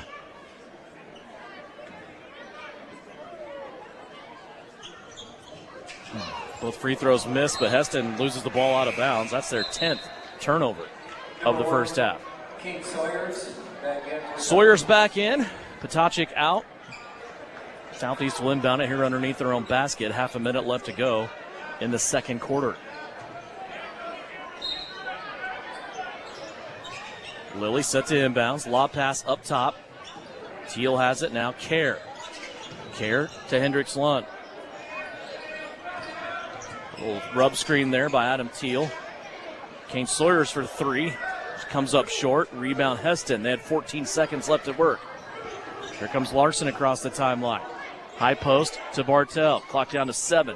Bartell looking. Back door wide open as a swather, and they're going to score. Ty Unruh with the basket. He has 10 here at the half as Hesston doubling up southeast of Saline, 36-18. And we are at the break. When we come back here on the Knopf Auto and Truck Accessories halftime report, we'll go over scores from around the area. We will also go over stats from the first half of this game. See if we can find some time with Shauna Smith as well. It's all coming up 36-18, our halftime score. Southeast of Saline trails Hesston here at halftime on KINA. Knopf Auto and Truck Accessories. Everything to bling out your ride in one place, including top quality lift kits, wheels and tires, bumpers, Jeep accessories, fender flares, bed covers, bed liners, step bars, even custom painting. Knopf Auto is the AmSoil dealer and has many synthetics and filters in stock. Visit Knopf Auto on Facebook for specials, great ideas, and let them make your truck stick out in a crowd. Knopf Auto and Truck Accessories, supporting the southeast of Saline Trojans. When the time comes to honor a life, Hire Scott Mortuary in Salina is here with care, compassion, and guidance every step of the way. Celebrate memories, cherish family, and find comfort in tradition. Hire Scott Mortuary, celebrating life, embracing legacy. During the winter months, we all rack up a lot of miles, especially following the SES basketball and wrestling teams. Isaacson Truckline is a proud supporter of the Southeast Trojans and wants to remind everyone to be safe on the roads this season. For local and long-haul service of freight and livestock, call Isaacson Truckline. Now is the time to join Kansas Wesleyan University's thriving music department. Our institution boasts a rich array of ensembles guided by a team of dedicated faculty members. With recently upgraded facilities, you'll have access to state-of-the-art spaces designed to foster your musical growth. Join the KW family to discover your potential as a musician and prepare for your future. Learn more today at kwu.edu. Again, that's kwu.edu. This is the Trojan Halftime Report. Coming up, a first half recap. Shot at the horn! Stats, interviews, and a look at other area games. Now, let's get back to the gym for Trojan Halftime on KINA. Back here at halftime at Hesston High School, 36-18. Hesston leading southeast of Saline at the break here of the guys game. Time now here at the half to look back at what happened earlier in the first game of our doubleheader. Southeast of Saline beating Hesston 40-37 here at Hesston High. Shauna Smith joins us now. Boy, Coach, this was a game that we kind of knew it would be like this, right? It's two teams that play defense awfully well. There wasn't going to be a lot of easy looks or easy transitions down the floor. You get the victory by 3 points here at Hesston. What do you think overall about this game? I told them our last thing we kind of wrote up there on the board was that we got to be gritty this game. We got to grit it out, and it's going to be possession per possession balls there, and that's kind of what this game kind of went out to be. It was just kind of one of those things like we kind of got up there a little bit, so every time they'd come back, we had another punch, which was great. That's kind of what kind of kept us going here. But we knew this was going to be a possession game, kind of eliminate our, how many possessions they had. And, there wasn't very many fast breaks by both teams. Not only who you're playing, but also where you're playing them. Your team is still relatively young. You have a couple of seniors on this team, but for the most part, you're young on this squad. You said it right there. That's what I liked down the stretch is you just felt like Hesston had this run in them, and they kept trying. But when they would score, you would come back down and you would answer that score and keep them arm's length away. You were able to build a couple of big leads and give you a cushion to make a couple of mistakes. You came out of the locker room again on fire like you did on Tuesday, built an 8-point lead. Then you had a 7-point lead late in the fourth quarter, and that enabled you to make a couple of mishaps and still able to get the win. I just like the way that, as you said, it was a gritty performance, and I didn't see any back down in this team at all. Yeah, I thought we just we held it. We know there's some things, we had a lot of turnovers, some things but we can clean all that stuff up. Those things are easy to clean up. Some of the passes we made, we have the players to do those things, so those are easy cleanups. But I thought this game was just a, when I say a well-played game, but just like we told them they're going to be athletic, they're going to be physical, they're all going to know how to play. We're not going to just walk in here and be able to do easy things. This was when we always tell them to stay on plan A.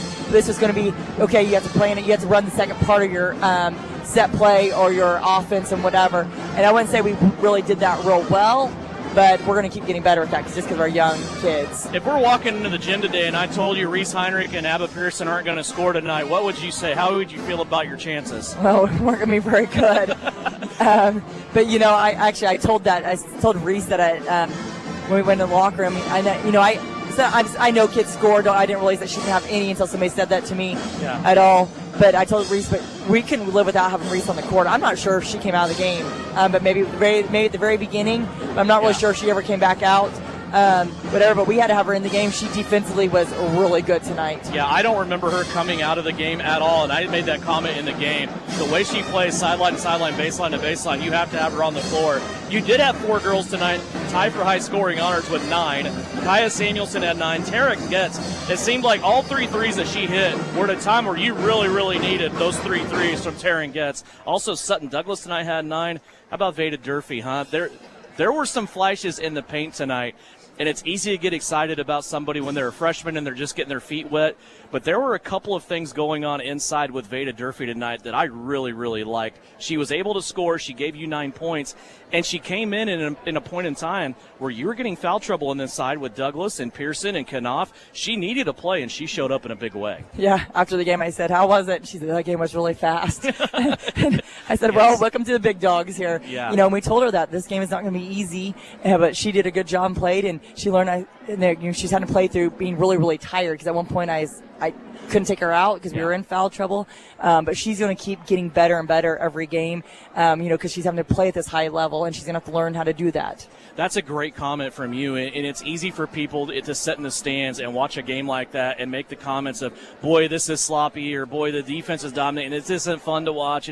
I love games like that, but the speed on the floor, the things that people don't see, this game is going to help you. Win or lose, this game will help you moving forward, won't it? Yeah, just because how physical, and like I told her, you can just pop out and just go get the ball easily. Every pass was challenged.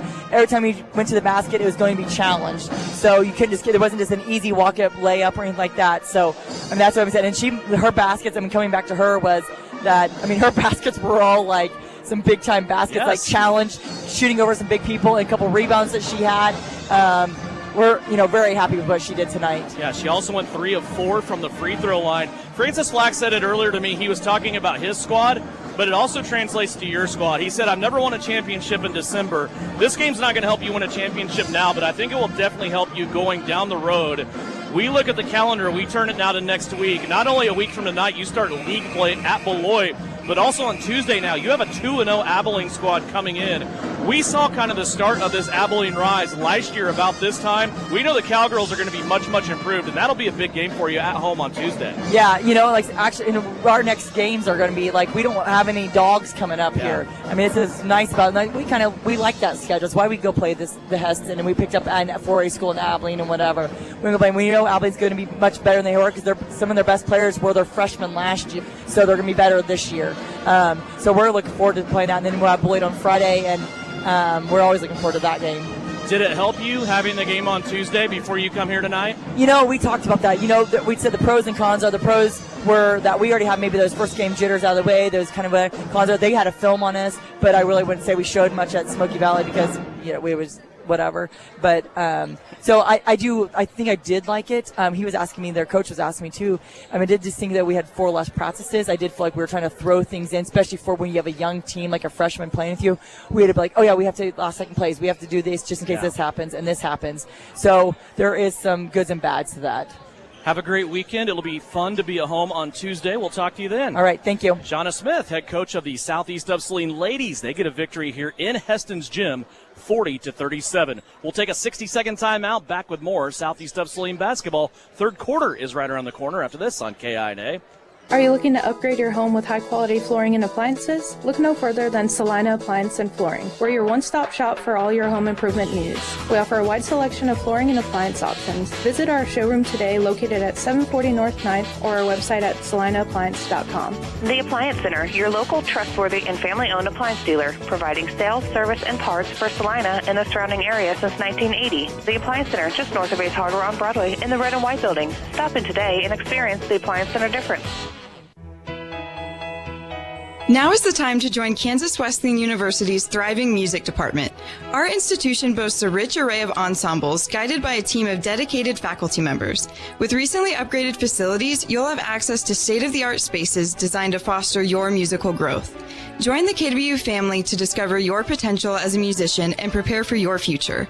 Learn more today at kwu.edu. Again, that's kwu.edu. You're listening to Southeast of Saline Hoops on KINA. Back here at Hesston High School, just getting ready for third quarter action. 36-18 Hesston, leading scorers right now. 2 guys in double digits. Drew Bartell, 15. Ty Unruh with 10. Gavin Larson with 7. Kason Landis with 4 for the Swathers. For Southeast of Saline, 8 points for Tiernan Potachik. 5 points for Kane Sawyers. 3 points for Larry Glilly, 2 points for Adam Teal. Hesston, 10 turnovers in that first half. Southeast of Saline with 6. Doubled up here at halftime, 36-18. Kevin, what do you want to see here out of the Trojans in the second half? Listen, I just want to see them to get back to our style of basketball, and let's see if we can't dictate a pace and an outcome in this second half. You know what the dangerous thing is right now? Shauna Smith just got a win going into a weekend over a big team. She's full of juice, isn't it? Yeah. She's ready to go next week already. Yeah. So, man, what a big win for Southeast of Saline here in this gymnasium. We talk about how tough this place is to play all the time. It's one thing to be in a lightning delay and you go from your gym into Kansas Wesley and you happen to knock off Hesston, but to do it here on their home floor, that is big. And I know she's excited about the upside of her team this season. And you can see with her, you know, they're starting to come together really, really nice. There's a bunch of pieces there, and once they really get all put together and they figure out all the roles, man, that team is going to be dangerous. Here's a baby hook that is up and good inside of the paint. Kason Landis able to score that one. Here's Sawyers with it. Tiernan Potachik on the handoff from Sawyers. Tiernan all the way to the cup. Big collision underneath. He left it off the backboard, and it's stuck right back in the cup by Adam Teal. He has 4. And I get the game, you know, it's a 20-point game, 18-point game, but even there, like, I don't understand. That's got to be a call one way or the other. Mm-hmm. Down low, Bartell has it. Trying the up and under move. He's swarmed that time by Southeast players. Has to kick it out. Unruh ends up with it. He'll launch the 3. That's no good. Battle for the rebound. Tiernan Potachik has it. 2-on-2 break. Potachik into the corner. Hendricks Lund will launch the 3. In and out, no good. Rebound, though, tipped back out by Teal into the hands of Hendricks Lund. Ends up with Potachik on the right-hand side. Tiernan inside, wide open. Adam Teal, right-hander, will score. Boy, Southeast took a little break there during halftime. They've come out rejuvenated here in the second half. And the thing most I liked is Kane Sawyer's straight up defense. Drew Bartell gets it inside. He'll lean and score. 17 now for the big guy inside. And now Southeast of Saline will turn it over. Two guys just in close proximity, just poor spacing that time. And Southeast with their first turnover of the second half. That was fun. We went almost 2 minutes without a whistle. Yeah. And like you said, we're not going deep into our bench. You know, against Smoky Valley, we used Keller, right? Keller came in and was able to get some really good minutes, and we haven't even used him yet. Here's a three-pointer by Drew Bartell. It's up, air ball, no good.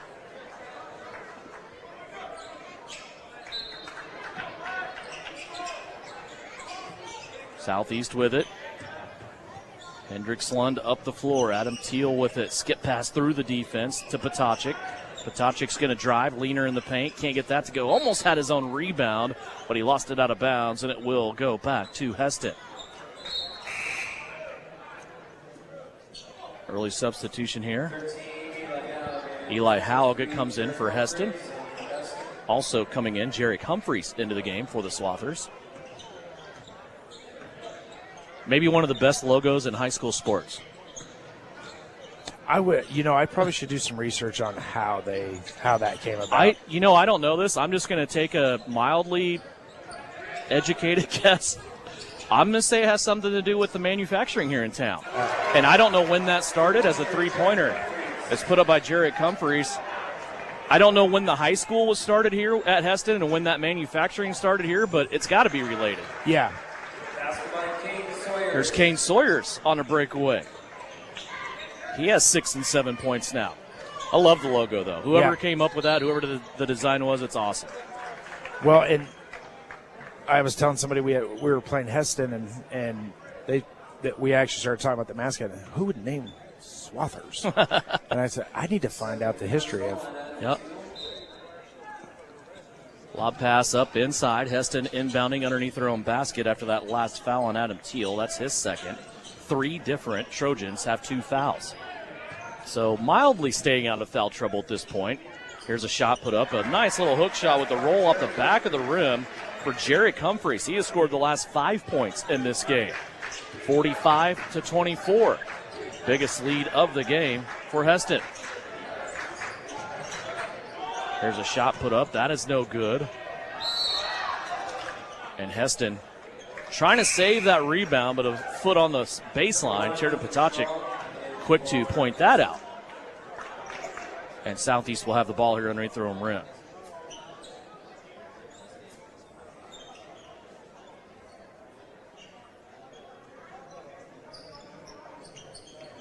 .432 left to go. Here's a nice feed. Potacik down low to Teal. Teal couldn't get the tough jump shot to go down. Ends up with his own rebound, though. Now kicks it out to Kerr for 3. Got it to go. Isaiah Kerr needed that one. We said it Tuesday night. I'm going to echo it again tonight. We need more offense from Isaiah Kerr. Yep.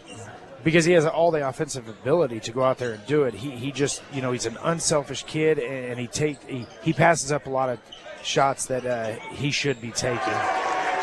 Here's a three-pointer. That's put up by Hesston. That's good. Jarek Humphreys has got fire off the bench here for Hesston in the third quarter. He has 8 for the game, all of them here in the third quarter. 3:49 left to go. Two teams exchanging three-pointers. Now Potacik wants in on it. That one, though, too strong. And it comes back the other way. I would still like to see, even though we're down, I'd really like to see them pound the ball inside. I want to see Kane and I want to see Adam get physical inside and really try to get a presence inside for us. There's a shot put up. That's no good. A rebound. Adam Teal. Potacik makes his way into traffic, and he is fouled.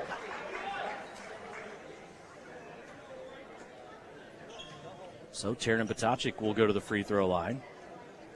3:16 left to go. Here in the third quarter, Eli Hauge has picked up his third foul.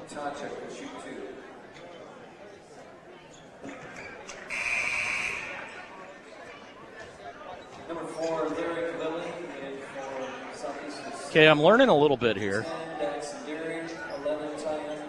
It is named After the Hesston Manufacturing Company. Okay. The unique mascot was adopted by Hesston High. Hesston High's been around since the late 1800s, by the way, but they have not always been the Swathers. They adopted the mascot in the 1970s. Okay. So there you go.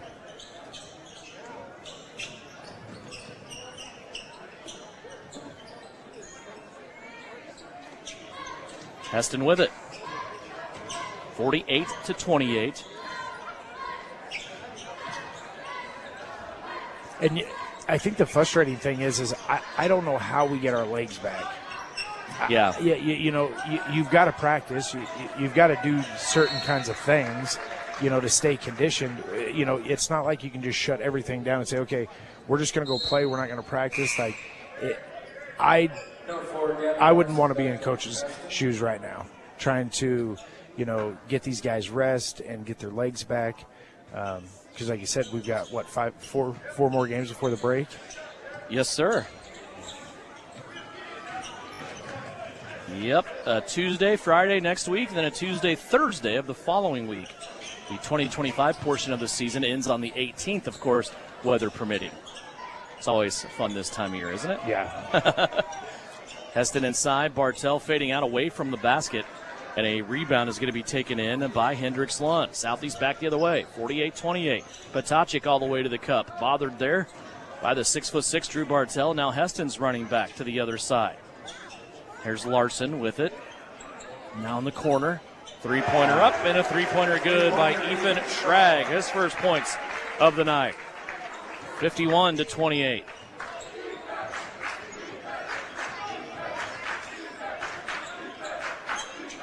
Inside 2 minutes left to go in the third quarter. Here's Sawyer's driving. Shut off on the right-hand block. Now kicks out to Patochik. A leaner on the left hand, up and good. He gets his shot off so darn quickly. Yeah.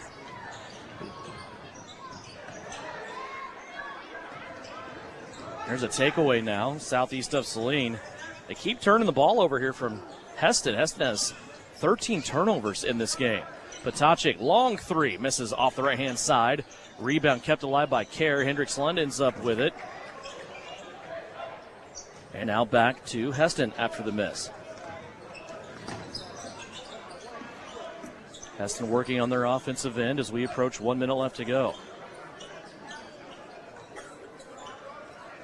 Inside to Bartell. Little flop there by Hendricks Lund, not acknowledged by the officials, and Bartell is going to score. Timeout taken here by Hesston. Bartell now with 4 points in the quarter, 19 for the game, and a 30-second timeout. We will keep it right here. 1:02 left to play in the third quarter. And again, the schedule is, if you want to keep along and stay with us, you want to come out to the gym on Tuesday. Southeast of Saline will have their first home games on the campus of SES. We'll get everything started at 6 o'clock with the varsity games, of course. And it will be the Abilene Cowgirls and Cowboys visiting. A good chance both the Cowgirls and Cowboys could be coming to Southeast of Saline, both of them at 2-0. We know the girls will be, still yet to have a final on the guys' game. Then on Friday, league games start. NCAA league games as Southeast of Saline travels to Beloit to take on the Trojans. That is 1 week from tonight. And then fast forward to the following week on Tuesday. It's kind of an add-a-piece game, if you will. It's a game that wasn't on the original schedule, but you can have up to 23 regular season games now. So we're going to go back and we're going to revisit the gym that Southeast of Saline's boys lost their sub-state game a year ago. The girls did not play that night, so it'll be Shauna Smith's squad's first visit to that gymnasium as we will visit Garden Plain to take on the Owls. And then on Thursday, just 2 days later, Southeast of Saline will host Hillsboro on campus on the 18th. Here's Lyric Lilly trying to get around defender, fouled on the floor. And that ball will remain with Southeast of Saline. They'll inbound underneath their own basket. That's one of those ones where that continuation, right? Mm-hmm. We saw it the other night.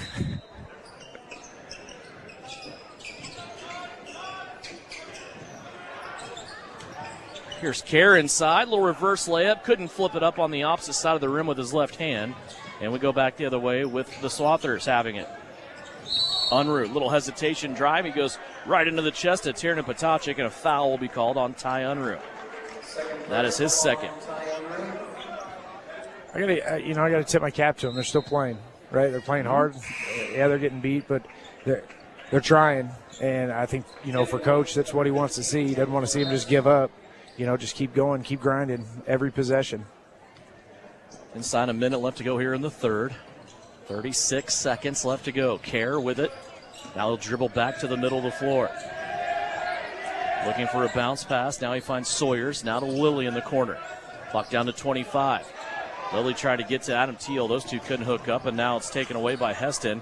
Bartell had it, and he's going to score, and he's fouled.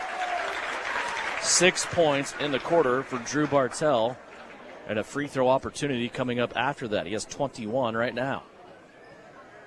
And the foul on Southeast of Saline will go against Adam Teal. It is his third. Basket was good by Drew Bartell on shoot one shot. Free throw up, and it's good. 19 seconds remaining here in the third.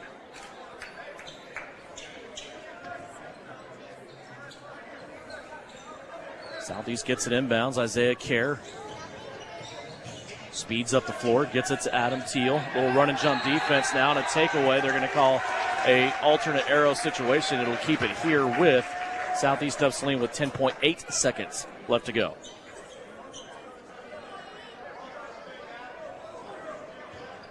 (56-30).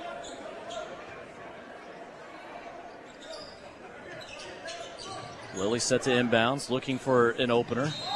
Couldn't find anybody, and a 5-second count. Southeast of Saline's third turnover of the quarter. Number 11. Sacred Arts boys leading Clifton Clyde 25-14. That's at the end of the first quarter. El Saline, they're once again highly ranked in 2A. They're leading Harrington 45-15 at half.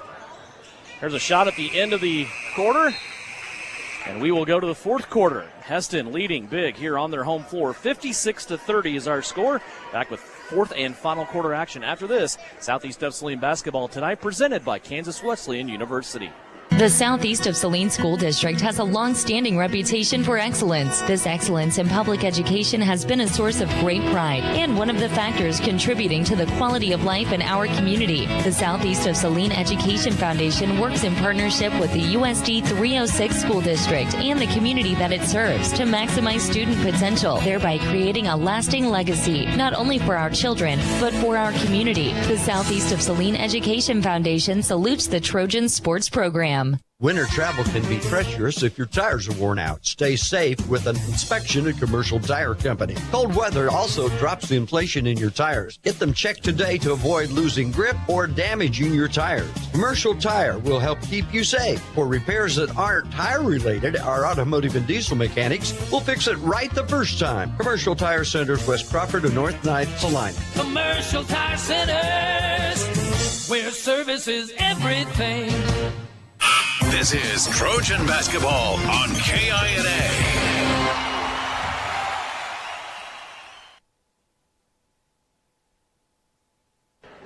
Back here at Hesston High School, Devin Haney, Kevin Lilly. Fourth quarter here in front of us.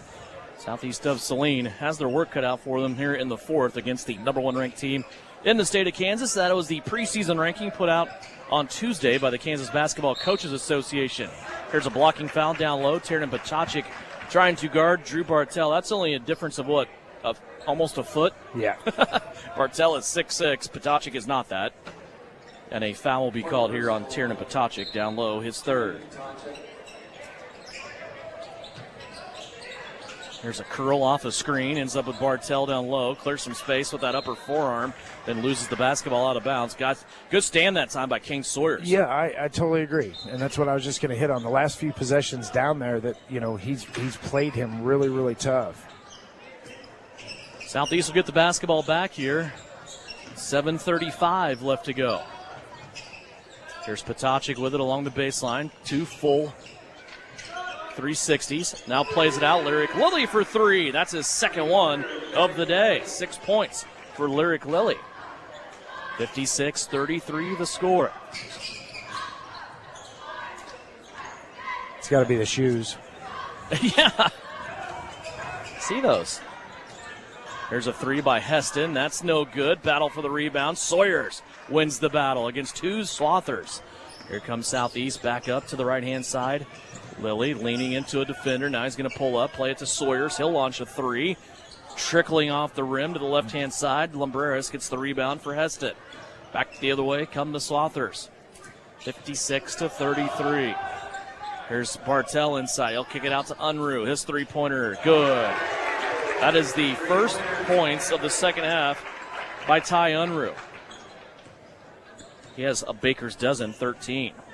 Just think about the history of these two basketball programs, and boy, it just seemed like they're forever. You couldn't get out of the way of each other. You would start the season with Hesston and Southeast of Saline, and one of their seasons would end with Hesston and Southeast of Saline.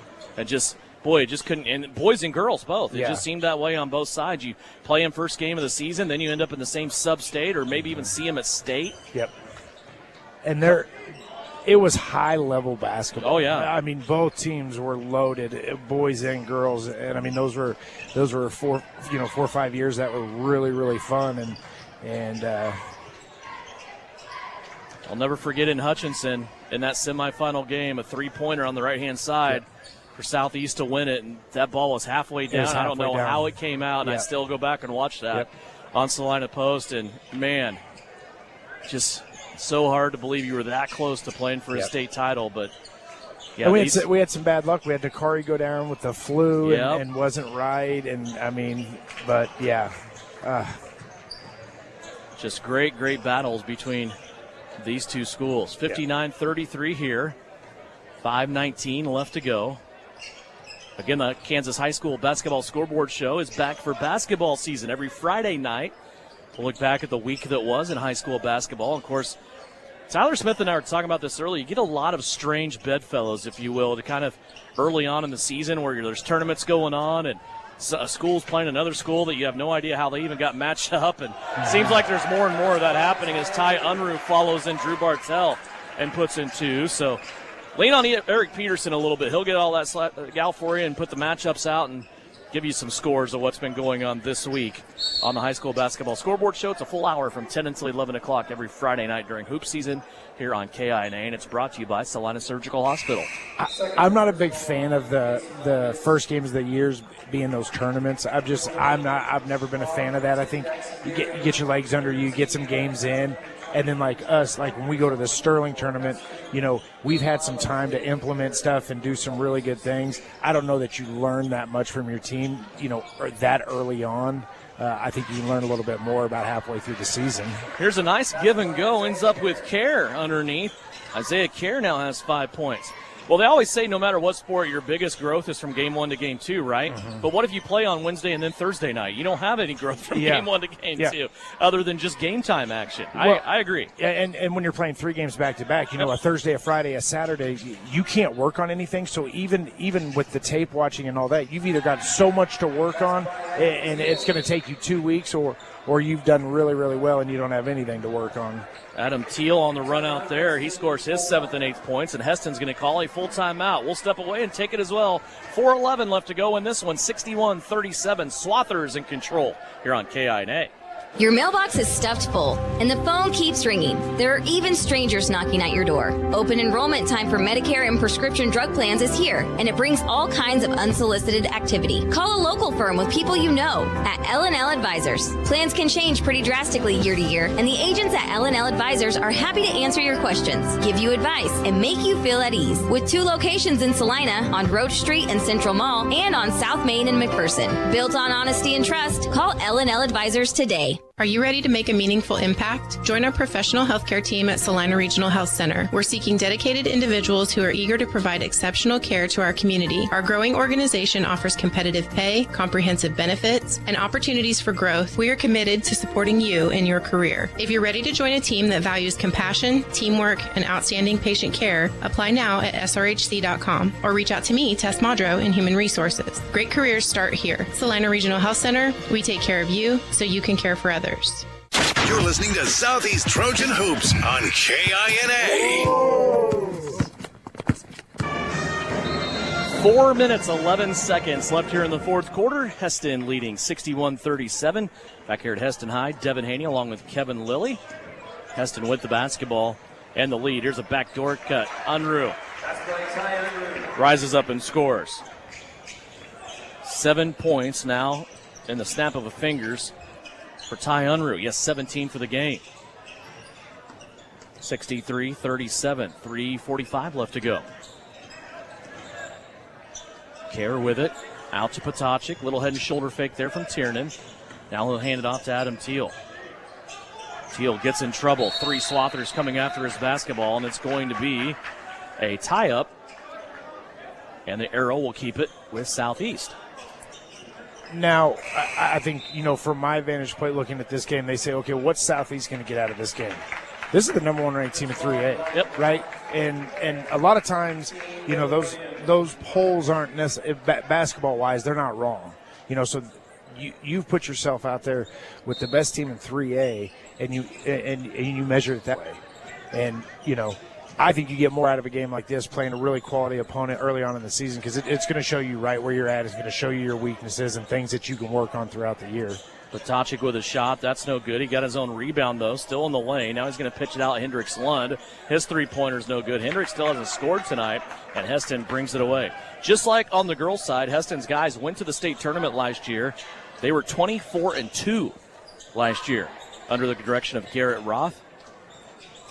And his record here at Hesston coming into tonight, taking over after Greg Raleigh, who he was a longtime assistant for. Greg Raleigh's really the one that came in and helped build up this program with the help of Garrett Roth. But since Garrett has taken over, Coach Roth's record is 67-7. Number 1, Kane Sawyers, back in for Southeast of Saline. Chance at an and one. 13 points as he steps to the stripe. And it's good to see him continuing to fight. Fourth person on Eli out. Basket by Tiernan Potocik, who is good. Halftime score on the boys' side. Salina South leads McPherson 31-26. Potocik makes the free throw. 14 points for Tiernan Potocik leading the way again tonight. Into the third, El Saline beating up on Harrington 60-22. Score here 63-40. Hesston leading Southeast of Saline. Hesston, their first game of the season. Another shot up and another rebound backside here for Adam Teal. Speaking of Garden Plain, that'll be Heston's next opponent. They don't have a game on Tuesday, so they'll be sitting here a week from tonight, and they'll only have 2 games in their pocket. Southeast will have 4 played already. Oh, so that's a little bit of a weird schedule, I think. But there's been a new invention. You're going to love this, Kev. Come out of this new expanded schedule and your ability to play 23 regular season games and opening that window a little bit. Rock Creek's having a holiday tournament this year, and Hesston is going to go there and get in some games. That holiday tournament is December 18th to December 20th. Oh, man. I asked Doug Miniman, who I affectionately refer to as AD Doug, did we look at that tournament? He goes, yeah. No. And I said, okay. I'm with you. I like to leave the tournaments for after the break. Yep. Get the games in now. Structured schedule. I'm with you as well. Yep. Timeout taken here by Hesston as they will substitute some players in. So while Southeast of Saline's players are going to get to look forward to Christmas and the New Year after their game against Hillsborough on the 18th, the Rock Creek Holiday Tournament will just be starting. Yes. And for people at home, the difference right now is, Hesston just pulled 5 guys in. We just put the only 2 guys that haven't played in the game to finish out this game. Calzada and Keller. And here's another block by Adam Teal. The ball goes out of bounds. It will stay here with the Swathers. 80 seconds left to go here in this game. I'll tell you what, if we continue year after year after year to talk about, our legs, we've only had a couple of practices. It's kind of one of those things where if we're in the state championship or we're making a deep run in football, it's just the price of doing business, isn't it? It really, I don't know anybody that's upset about it. No. Even Francis Flax is like, I hope they play 13 games and win them all. Yeah. You get, it's the thing. It's small school. Keisha has to figure out a way, though. You look into Missouri, you look into Oklahoma, you look into Texas, which bordering states, obviously, around us, they're all starting football season before we do in Kansas. Yeah. You're giving them that extra time, even if it's a week. And people use the excuse of the heat. I'm sorry, but it was 60 degrees week number 1 when we went to Minneapolis in football season. The next 3 weeks, it was 95. Yeah. You can't predict that weather. And I don't know, I couldn't tell you why the neighboring states do it that way, but the only thing I can think is that you potentially going to have a better playoff run weather-wise. That's the only thing I can think. You know what I mean? It's going to be 80 degrees. It's going to be football weather, 80 degrees, those type of stuff to where the elements aren't necessarily there to affect the game. To your point, who would not have loved to play that state game the week before we did? There was a little bit of rain, but other than that, it was great, right? Yep, I agree with you. Yeah, I just think you keep adding games to basketball, you keep adding games to softball and baseball. Something's got to give somewhere. Yeah. You're not in 5 and 6A when a lot of players are designated to one sport. Yeah, and I think that you got to be really, really careful there because our kids don't get a break. They're one to the next to the next to the next. So I do think that's something that needs to be looked at. That's the final buzzer, 63-42. Hesston gets the victory in their first outing of the season. Southeast of Saline moves to 0-2. 63-42. Hesston wins it. When we come back, we'll have final numbers for you. Also have a Vernon Jewelers Gym of the Game. And that's all coming up when we come back on Postgame. It's brought to you by Commercial Tire Centers, and it's coming up after a Hesston victory here on KINA. Southeast wins! Southeast of Saline wins! Trojan fans, it's not too late to get your 2024 state championship merch or to get custom gear to celebrate the 20th anniversary of the 2005 state championship team at Copyco. In addition to great SES gear that you can wear all year round, Copyco also offers custom printing so you can support any student athlete in any activity from football and basketball to choir and band. See them at 2346 Planet Avenue in Salina. The recent storm could have done a real number on your roof, but how would you know? Is your home vulnerable to future damage? Call Bryson Flax at Ryan Roofing today. An in-person roof inspection is necessary to evaluate damage. Rely on Bryson to perform a free roof assessment. Inspect, assess, and resolve. Protect your home and make sure your insurance policy provides the coverage you deserve. Roofs, windows, siding, and gutters on your home or business. Call Bryson Flax at Ryan Roofing, always supporting the Southeast of Saline Trojans. Now is the time to join Kansas Wesleyan University's thriving music department.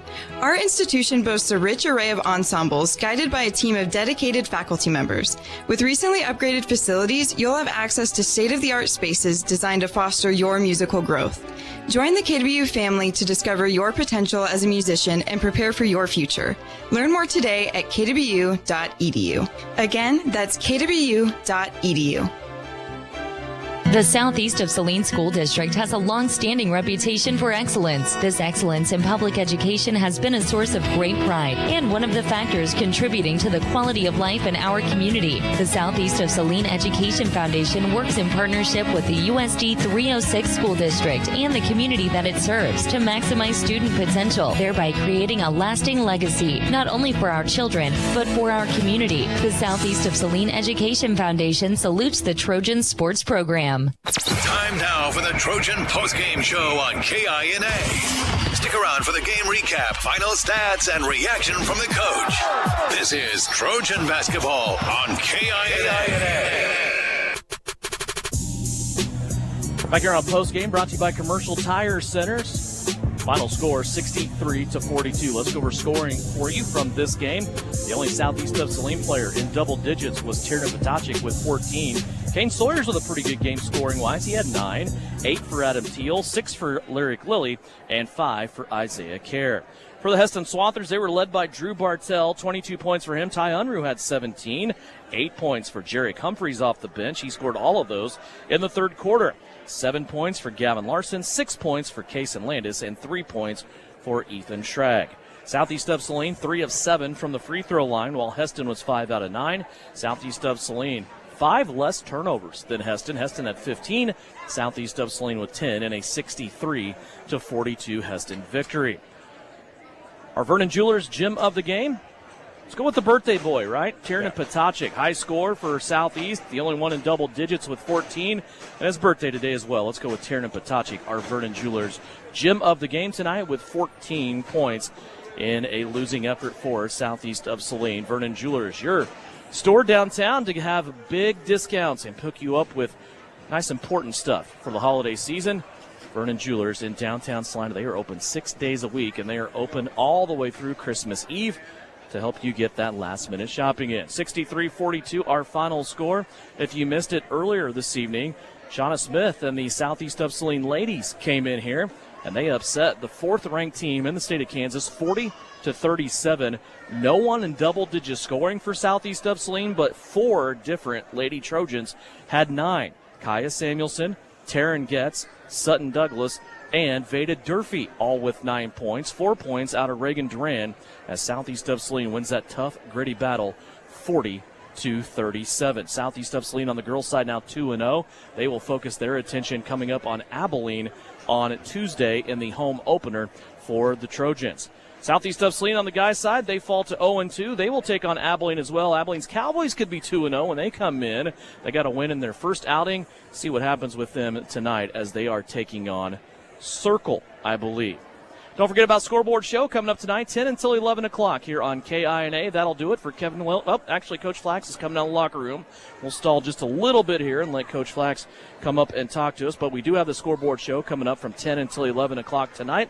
Scores and game wraps from across the state of Kansas with Eric Peterson along the Kansas Information Network. Also, Chiefs football coming up late on Sunday night. It's a 7:15 kickoff at Arrowhead between the Chiefs and the Texans. Chiefs have really no more losses left in them. They got to win from here on out to make the playoffs and make them count. They will take on the Texans, who have won 5 in a row. Pregame coming up at 6 o'clock from Arrowhead on Sunday night here on KINA for Kansas City Chiefs football. You can also hear that on sister station 99 KG. Coach Flax joins us now. 63-42, the victory here for Hesston over Southeast of Saline. Coach, what do you think about this one? Well, we knew how physical they were going to be, but you can't simulate that in practice when you just have freshmen to go against. But, you know, they got us into a running game where they were hitting shots, we were missing shots, or turning it over so they could get runouts. The second half was, I thought, much better. Yeah. We didn't get caught in the corner so much as we did in the first half with the basketball, and they caused a lot of turnovers because we were so far away from the basket. And when you do that, the sideline is another defender, and that just hurt us really bad. The guys they want to win, but we knew this was going to be a tall order. Yeah. And Tuesday night's not going to be a breather either. Yeah. Or Friday. Yeah. Or the next Tuesday. Yeah, I was impressed tonight with just kind of the way they got after it defensively. There wasn't a ton of breakdowns. Hesston runs a pretty complex offense. They use Unruh to slash really well. You have a 6'6" guy inside. It just seemed like at times the biggest difference in this game was 6'6" inside. You would do everything right, then they'd get the ball into him, and he would score it over the front of the rim, and that's tough to defend when you're not 6'6". One thing we did against – Unruh's the best player out there, yes. I thought. Yeah, absolutely. He was good. The one thing we did very well in the second half was rebound. We rebounded the basketball finally. And if we can continue to do that, that'll help us a bunch. We needed to do that at the beginning of the game, which we were unable to do. But, my spirits are high. Yeah. I just told the guys, I said, get your chin off your chest, put your chest out and walk like you're somebody. Yeah. Because we're going to be somebody before it's done. Absolutely, and it will start again on Tuesday. Catch your breath a little bit, Coach. We'll be back at home. It'll be nice to be in the Purple Gym on Tuesday against the Abilene Cowboys. Have a good weekend. Thank you. Same to you. Francis Flax, the head coach of Southeast of Saline, his guys tonight, 63-42. Hesston wins this one. They are number 1 by the KBCA in the state of Kansas. The Hesston girls number 4 by the KBCA, but they were upset tonight by Southeast of Saline's Lady Trojans, 40-37. Again, Scoreboard Show coming up here in about 53 minutes on KINA from 10 until 11 o'clock. Enjoy your weekend. Don't forget about Chiefs football on Sunday. Also, Kansas Wesleyan basketball on Saturday. We will talk to you next with Southeast of Saline basketball on Tuesday. Not a long trip, just a quick trip down Highway 15, Abilene, visiting southeast of Saline. We'll have that for you on Salina Post with live stream video and also right here on KINA. Tonight's video and broadcast brought to you by Kansas Wesleyan, and they are proud to present their brand new marching band program. Learn more about the fall of 2026 launch for KW's marching band at kwu.edu/marching band. We'll see you on Tuesday. Have a great weekend, and we'll talk to you then.